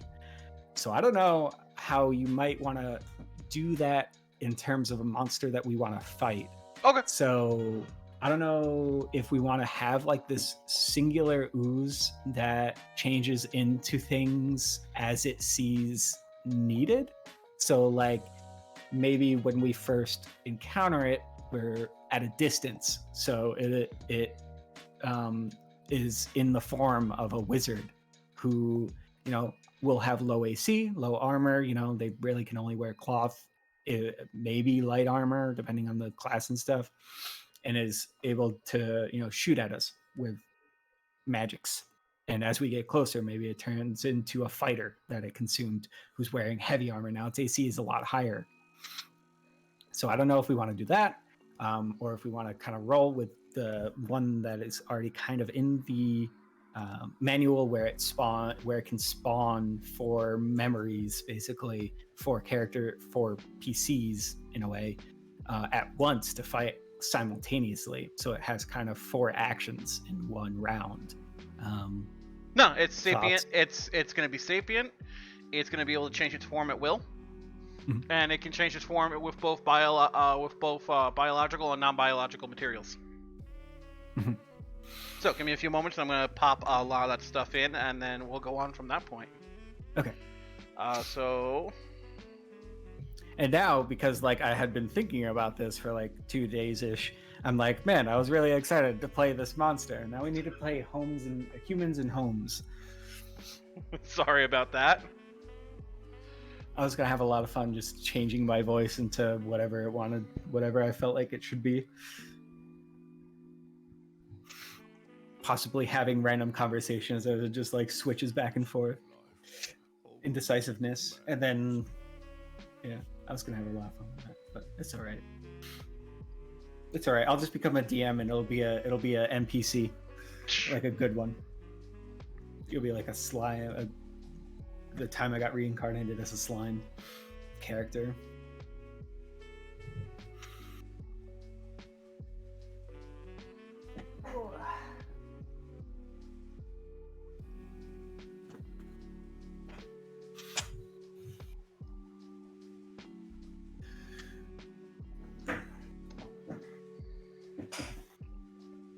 And yes, theoretically, I suppose it could turn into like basically anything, as you know, anything that you feel like it could have consumed. You know, basically a shape change into just about anything. Okay, so I'm gonna say in its base form, when it's just like us, when it's just us slime, it's gonna have an AC of nothing super high. It's gonna have an AC of 16. This is natural armor.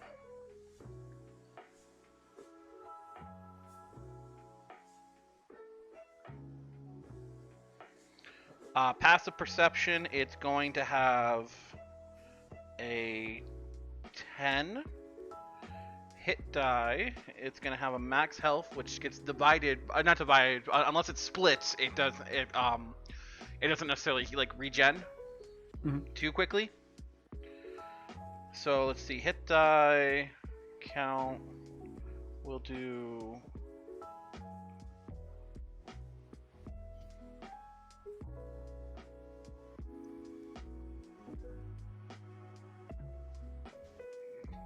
$10d6. Oh.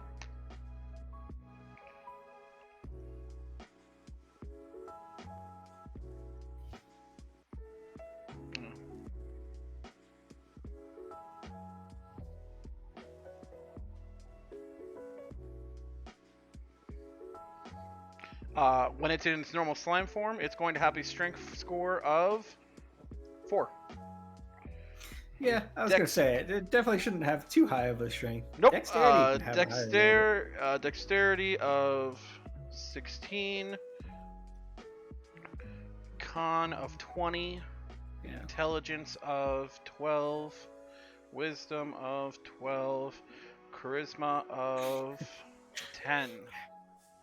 Oh wow, it's more charismatic than it is strong, huh? This slime. Mm-hmm. It's also going to have saving throw proficiency in Dex and Con. Condition immunity. It cannot be blinded. Yeah, this is in its base form. Yeah. Exhausted. Deafened. Paralyzed. Or poisoned. It has immunity to acid. And it has resistance to bludgeoning. There we go. I knew Grog would love this story.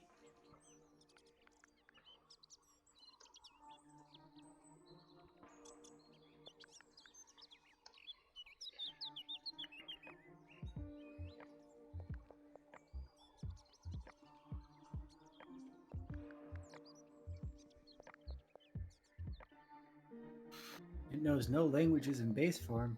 It knows no languages in base form. It has no ability to speak language. Alright, so it can shape change. It's a 12th level spellcaster as a wizard. It only has one melee attack.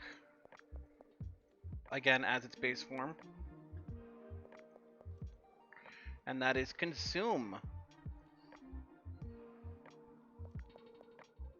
And what is consume? So Consume,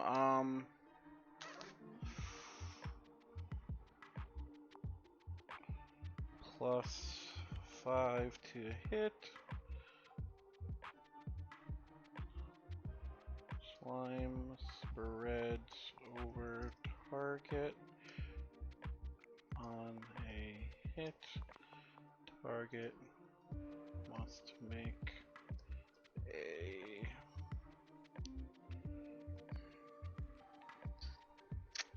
target's got to make a dex or strength, would you say, to get out of the goop?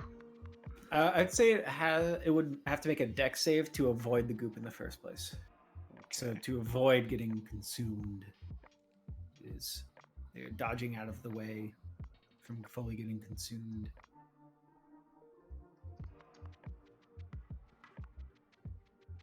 And maybe like a strength. It would be pretty weird to make a strength save after that, after being consumed. Yeah. But, typically, if you have to make a dex save to dodge, you have to make a dex save Get to out get out. of the goo.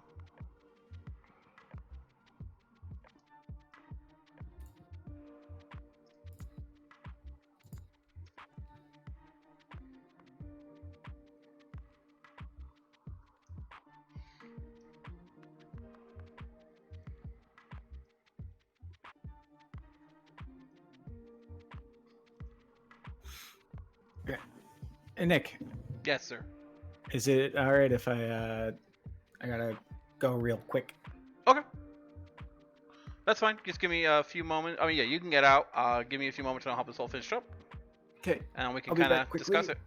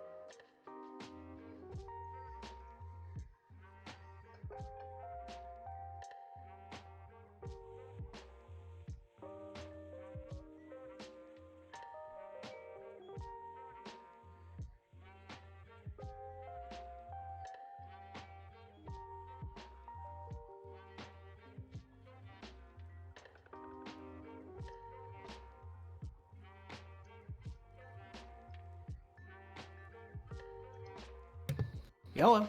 Hey, hello. What did I miss? Nothing much. I'm just finishing this up for its base form. So your base melee attack is Consume, +5 to hit. Slime spreads over the target. On a hit, target must make a DC 13 Dex save to get out of the way of the goop. Failed attempt, target is covered is covered and takes free d6 acid damage and is grappled. On a successful save, target takes half as much damage and is free from the goo. And then digest. If a target is grappled by the slime,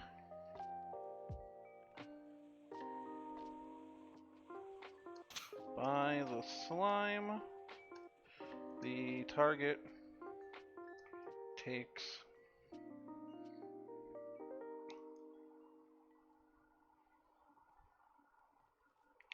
the target's going to take probably an additional free d6.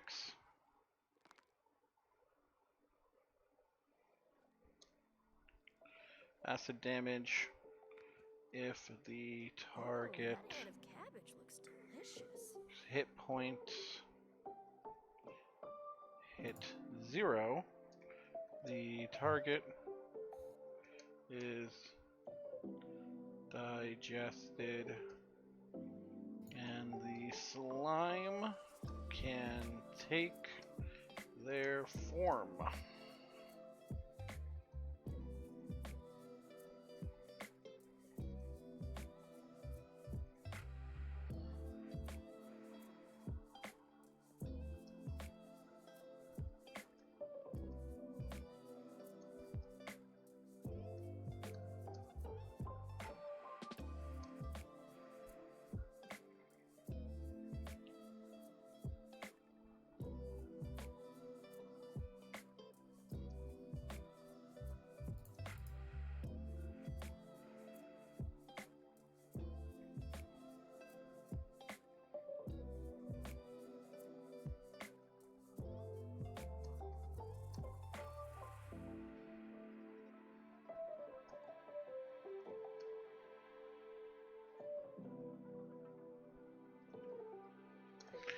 Okay. And then digest. If target is grappled by a slime, the target takes 3d6 acid damage. If the target's hit points at 0, the target is digested, and the slime can now take the form of the target. Except I spelled that way off. And the target may attempt to make a strength saving throw of 15 or better to break out of the slime. So, nice, simple. You got a big, huge slime. And that's honestly what we're going to do with that monster on its own. Because then we can kind of just go through... challenge rating's probably going to be a 6 because I have to put one as required. But this isn't going to go public anyway, so that's fine. So, there we go. That creature is made. It is... senses... blind sight...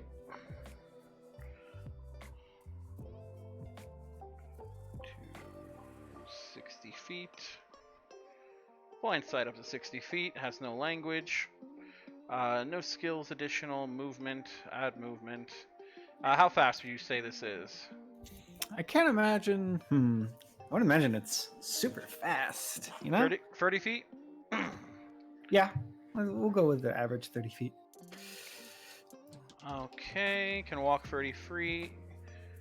Has 1 sense, which is its blind sight. No skill. Any addition on skills? I'm gonna say it gets a bonus on stealth because it could change its color. Yep, that makes sense. Yeah.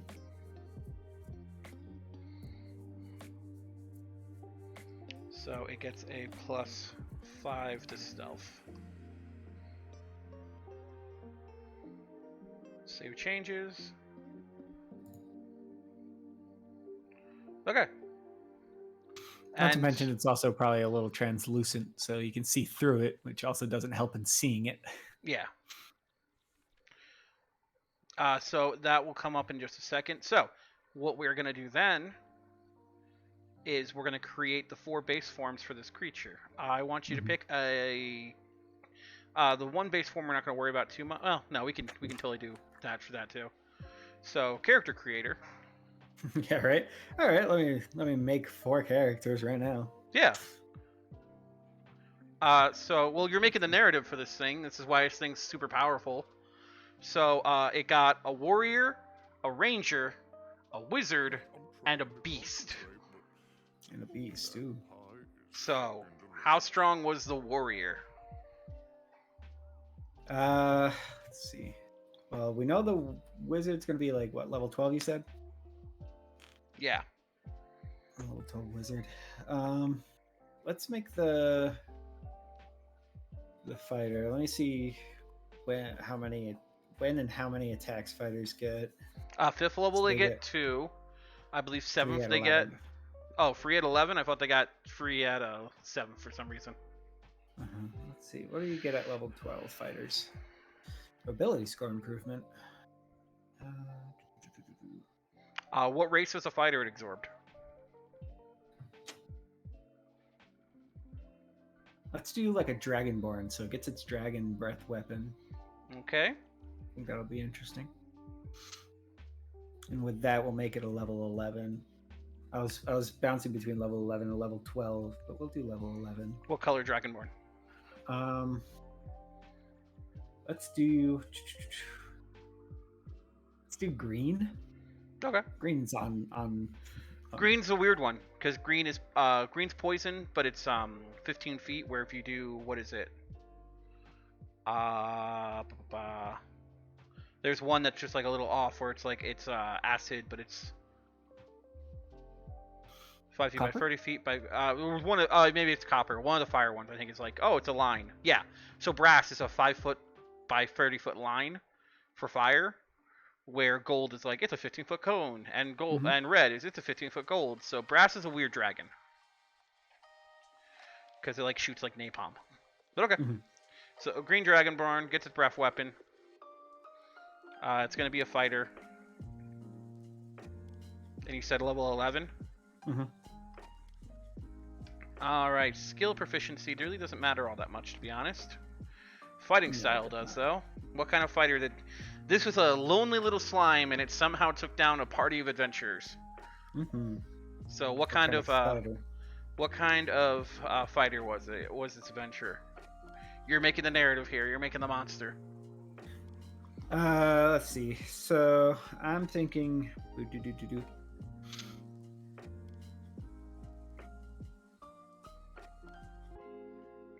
That could be fun. Maybe great weapon fighting. Great weapon fighter. Okay. So it's a two-handed fighter. Okay. What martial archetype? Probably a champion. Or was he like, because again, he gets all the memories and everything, so he's gonna be just as good. Or maybe a samurai. Let me quickly read. What does the samurai does? It gets bonus. It gets bonus HP and gets to just declare that it has advantage and everything essentially. And champion has a higher chance to crit.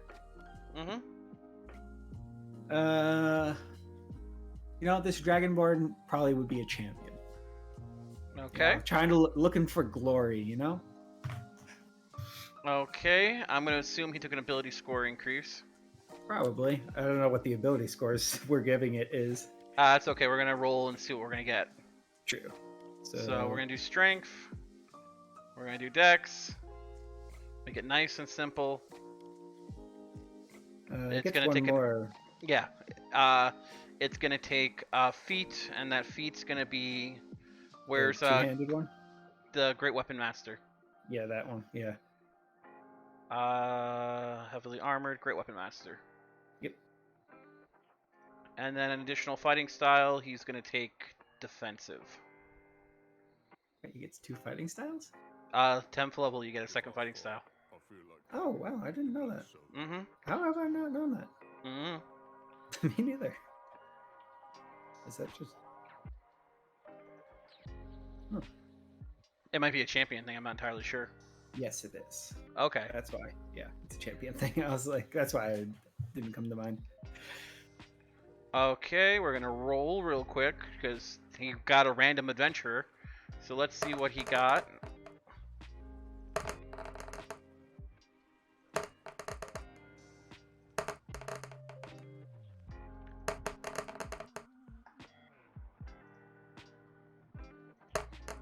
He did pretty good.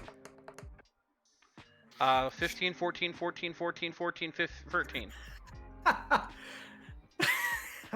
All right, that's funny. That was pretty good.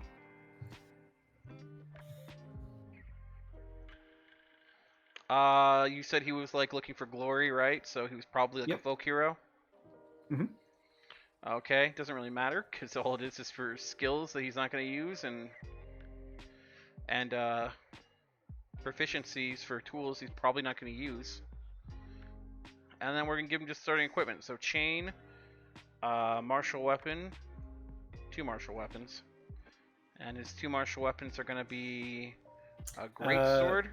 yeah. And what? Maybe a polearm. We'll do A glaive? Yeah. Okay.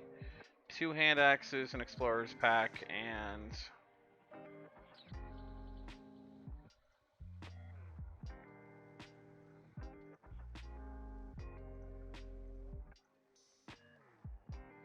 alright, and let's look at this. Is again a monster. This is the slime fighter.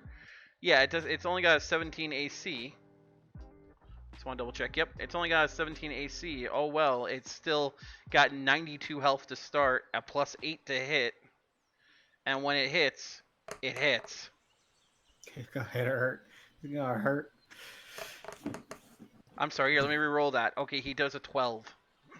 First strike, just 12, just to hit, and he gets free attacks. Not to mention his own breath weapon. Mm-hmm. So he got that adventurer. What else did we get? We got a ranger and a wizard. So what level was the ranger he gobbled up? Let me take a look at the table, see when they get things. Ranger. Do-do-do-do. What is vanish? Is that just it's vanish? Oh, yeah, no, I'm on ranger, not rogue. I have to look. Hide action as a bonus action. Let's do level 14. We'll make the ranger pretty high level. All right, what race was this ranger? Oh, race ranger. We'll do.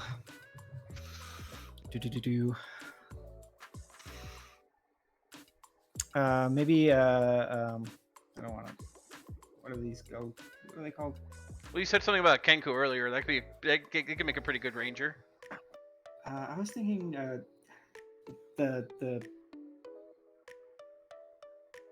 I can't think of how you pronounce it. The half elemental people. Oh, the Ganassi? Genasi, that's it. Oh, we can do I'm like Ganassi. I'm like Genasi. Can't do Genasi. So we got earth, fire, air, water. Hold I its feel like breath Earth- Definitely. I feel like earth is probably the most. Oh no, I think does air get stealthy? Someone gets stealthy. I thought. Levitate, pass without a trace. Oh, who gets the pass without trace? Is that earth? Yeah, that is Earth. Okay, because that makes them super. I mean, that'd be what I would assume. Yeah, they get to cross difficult terrain with no issue. They get pass without trace, and I would assume that's what you would make your ranger out of if you were gonna do a Ganassi. Or air. Air gets Dex. Air does get +1 to dex. Dex. So earth or air. I'm partial to going with air. Okay, air Ganassi it is. Hold breath indefinitely and can cast Levitate. Okay, and this is a ranger. Interesting. You said it's a level 11 ranger. Level 14. We're going high on 14 this one. ranger. Yeah. I don't care what you're proficient in skill wise because it's probably not going to come up, but I'm going to pick them at random anyway. Oh, subclass. Please tell me one of the favorite enemies of this ranger was ooze. That actually is, yes, that is a great, that is great storytelling right there. It's like, oh, okay. Come on, guys, it's just an ooze. I know how to take on oozes. Really gave his team An ooze.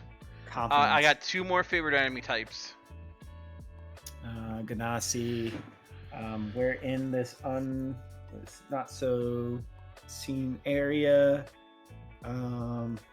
Fiend, giant, humanoid, monstrosity, plants, undead, dragon, construct, celestial beast, or aberration. We'll go undead. So I don't feel like Genasi's like undead. Just a general thing.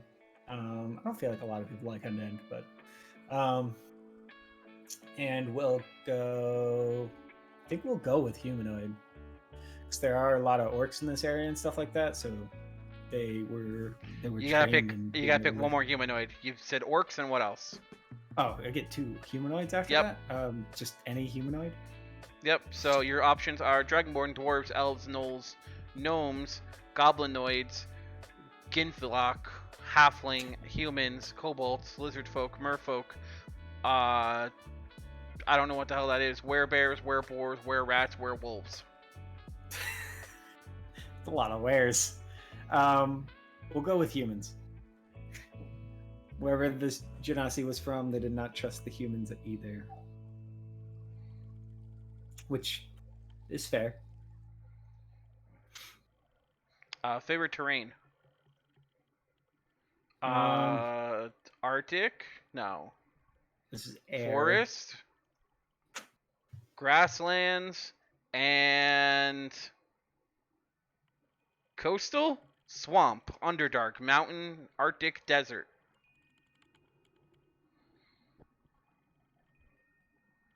We're gonna go with mountain. It's probably not gonna come into play here, but we're I gonna go mean, with it mountain. might. And in that because air Genasis are able to hold their breath for indefinitely, they have no problem being up in Up a high? high altitude. Gotcha. Yeah. All right, and then we gotta pick a fighting style: archery, blind fighter, defensive, druidic fighter, dueling, thrown weapon fighter, 2-weapon fighter. Oh, they added all the new ones. I'm not choosing from the newer ones just because I don't have that on my phone. Gotta go with archery, right? He's gonna be a bow person. A peg. A bow and probably something else. Range archetype: Dagger. Beastmaster, Fey Wanderer, Gloomstalker, Horizon Walker, Hunter, Monster Slayer, Swarmkeeper. Just because I want to make more choices, we'll go with hunter. How many more choices do I have Colossal to make? Slayer, Giant Killer, Horde Breaker. So I'm thinking maybe Horde Breaker. Okay, so on each of your turns, you make a weapon attack. You can make another attack with the same weapon against a different creature within 5 feet of the original target, within range of your weapon. Okay. Yeah, he's thinking this slime was gonna split into multiple slimes, and he was like, "Well, then I'll be able to." Pew, pew, pew, pew, pew. Defensive tactic: escape the horde, multi-attack defense, still will. When a creature hits you with an attack, you gain +4 bonus AC for all subsequent attacks made by that creature for the rest of the turn. You have advantage on save throws being. Okay, that one's not. We'll do escape the horde.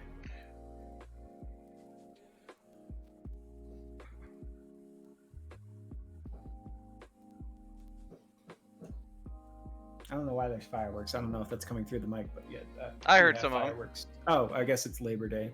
So It is fireworks. Labor Day weekend, so magic! America. Fireworks! It's magic. Yes, magic. They're casting spells outside.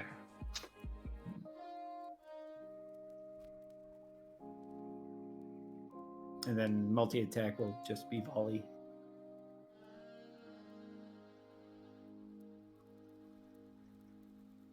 A is for apple. B is for butterfly. C is for chopping heads.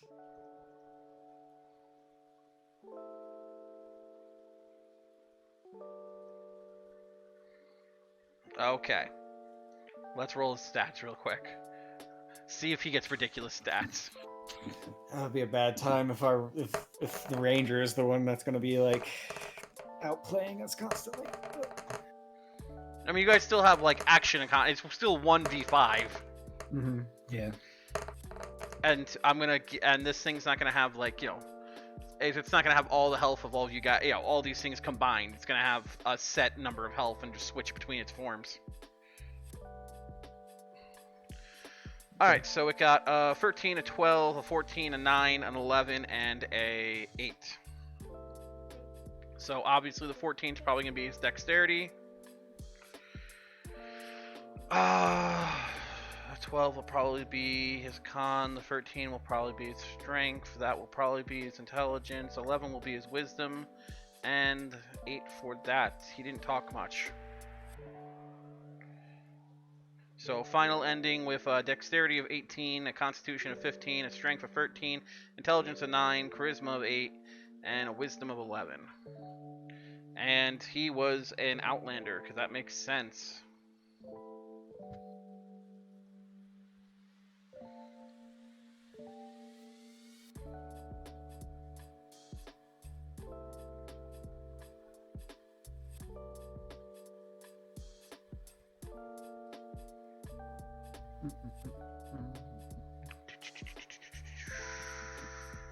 Now we gotta do a wizard.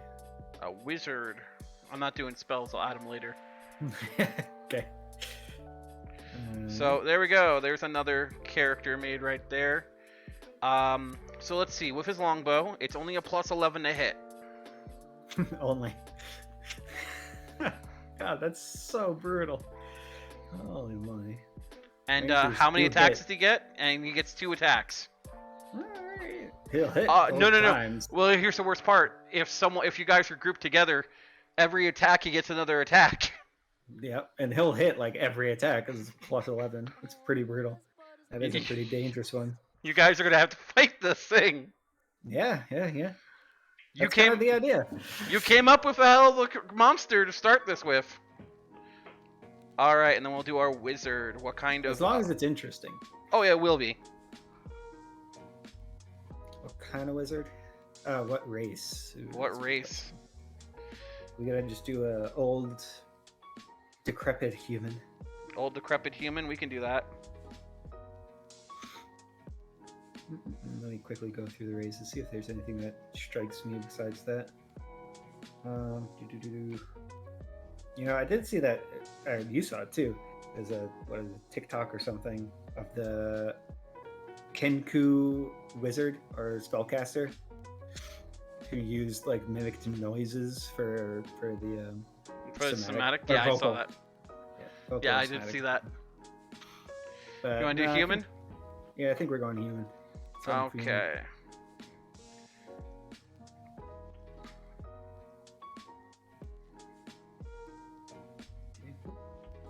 Already said level 12. Let's see what class.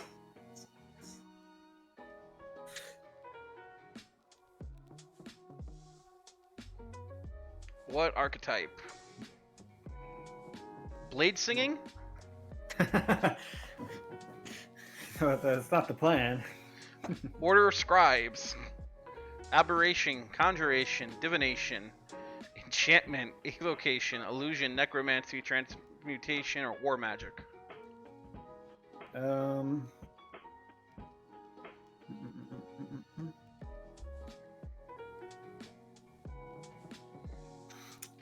Let's do something interesting. Let's do illusion. Okay.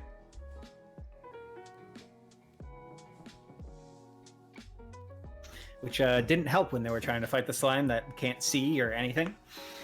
It's like, my guys, this slime's not falling for my illusions because it doesn't sense anything.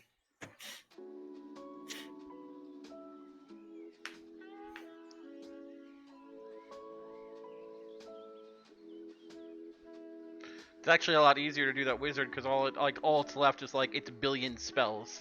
Yep.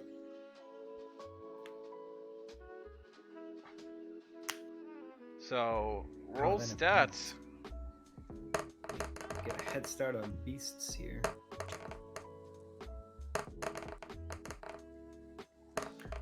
I'm gonna go with a baboon for the beast. A baboon? No, not actually. I'm gonna choose something with. It has a challenge rating of 0. A baboon. Oh. Surprisingly, baboons are definitely way more terrifying than a deer. Although it depends on the deer. Okay, crab. How are you gonna say a deer and a crab are the same?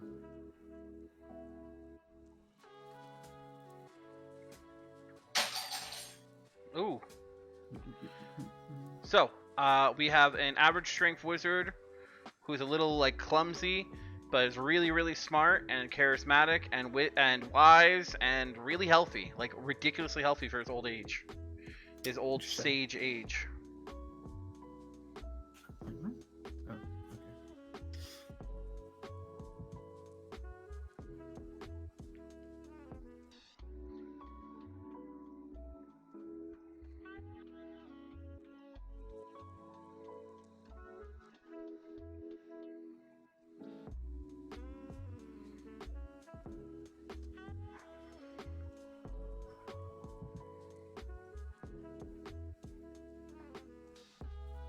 Who's got 6 level spells? Oh god, that's gonna be interesting.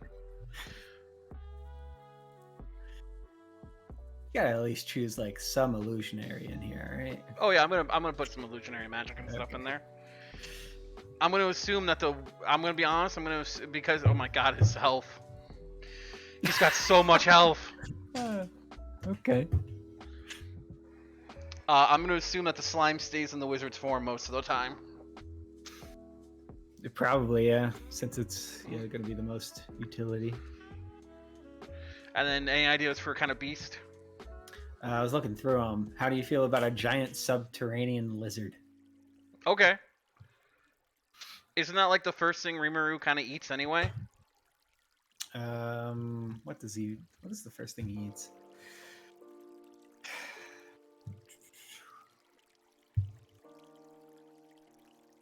I think he eats like some kind of bug.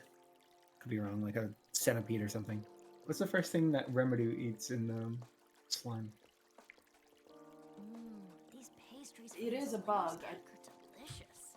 It's like some sort of like fire poison thing. I'm not sure if it was Yeah, a right. spider or if it was like a I think it was like a almost centipede. I think it was like a thing. poisonous centipede or something. Yeah. But- Something with like some sort of stinger or bite or some shit. But I do think like during the montage of him eating things, lizard does come up though. Lizard, bat. But you said a spider. giant. You said a giant lizard, right? A giant subterranean lizard. That's what it is called. Does it count as a beast? It is a huge beast. Huh? I don't have. Oh, here. Let's. Oh, do you not have it? Then I'll look for something. No, it's else. fine. I don't see it under like when I just put beast. But I might It says it's from TFTYP, so I don't know what that TFT. book is. Or whatever that is. I don't want dinosaurs. It's not turning into a dinosaur, right? Oh, here it is. you go. Fury. The Forge of Fury. Yeah. So yeah, we can do that. Cool. Okay. So, giant subterranean lizard. A wizard. A warrior and a ranger. And then of course it's its base form. Mm-hmm. So yeah, that's a decent. So that's gonna be kind of tough to fight. Definitely be pretty interesting. I mean, we do have 5 characters. So I Oh, hope yeah, the and I action mean, like, comedy is actual- not too bad. No, it should be okay. 'Cause it's one of those like even with action comedy economy, I think it'll be okay. So I've yeah, never made a monster before, and also then again, I also thought I was playing this monster. no, you'll be fighting it. I want to play it though. I'm gonna role play it somehow, some way. I'll be the DM of my own role play. That's fine. One day we'll do humans and Humans and homes. humans and homes. But all right. Well, with that, sir, we've done everything on our agenda. Okay. We kind of talked about D&D a bunch. We made more characters than I was expecting, but that's fine. Hey, it was one monster, and then we didn't have to make the beast, and then 3 playable characters who don't need to have backstories really. Nope. So it works for me. The slime just got a drop on an adventuring party while they slip.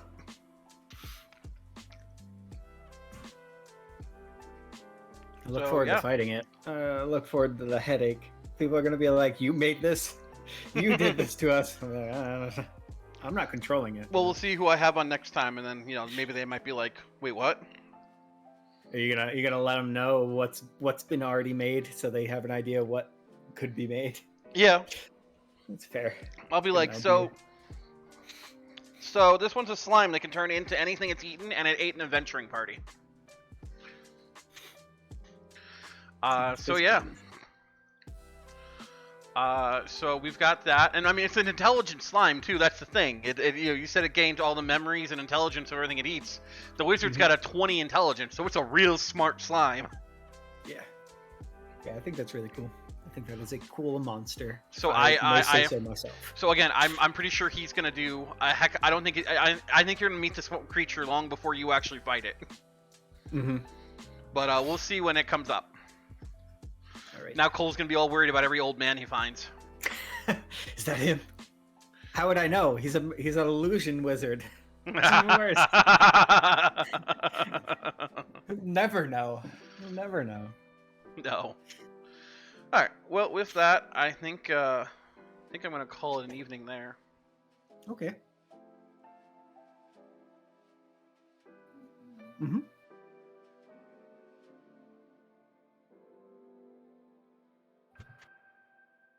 Oh man, that was yummy. Wait, we don't have to clean this up, do we?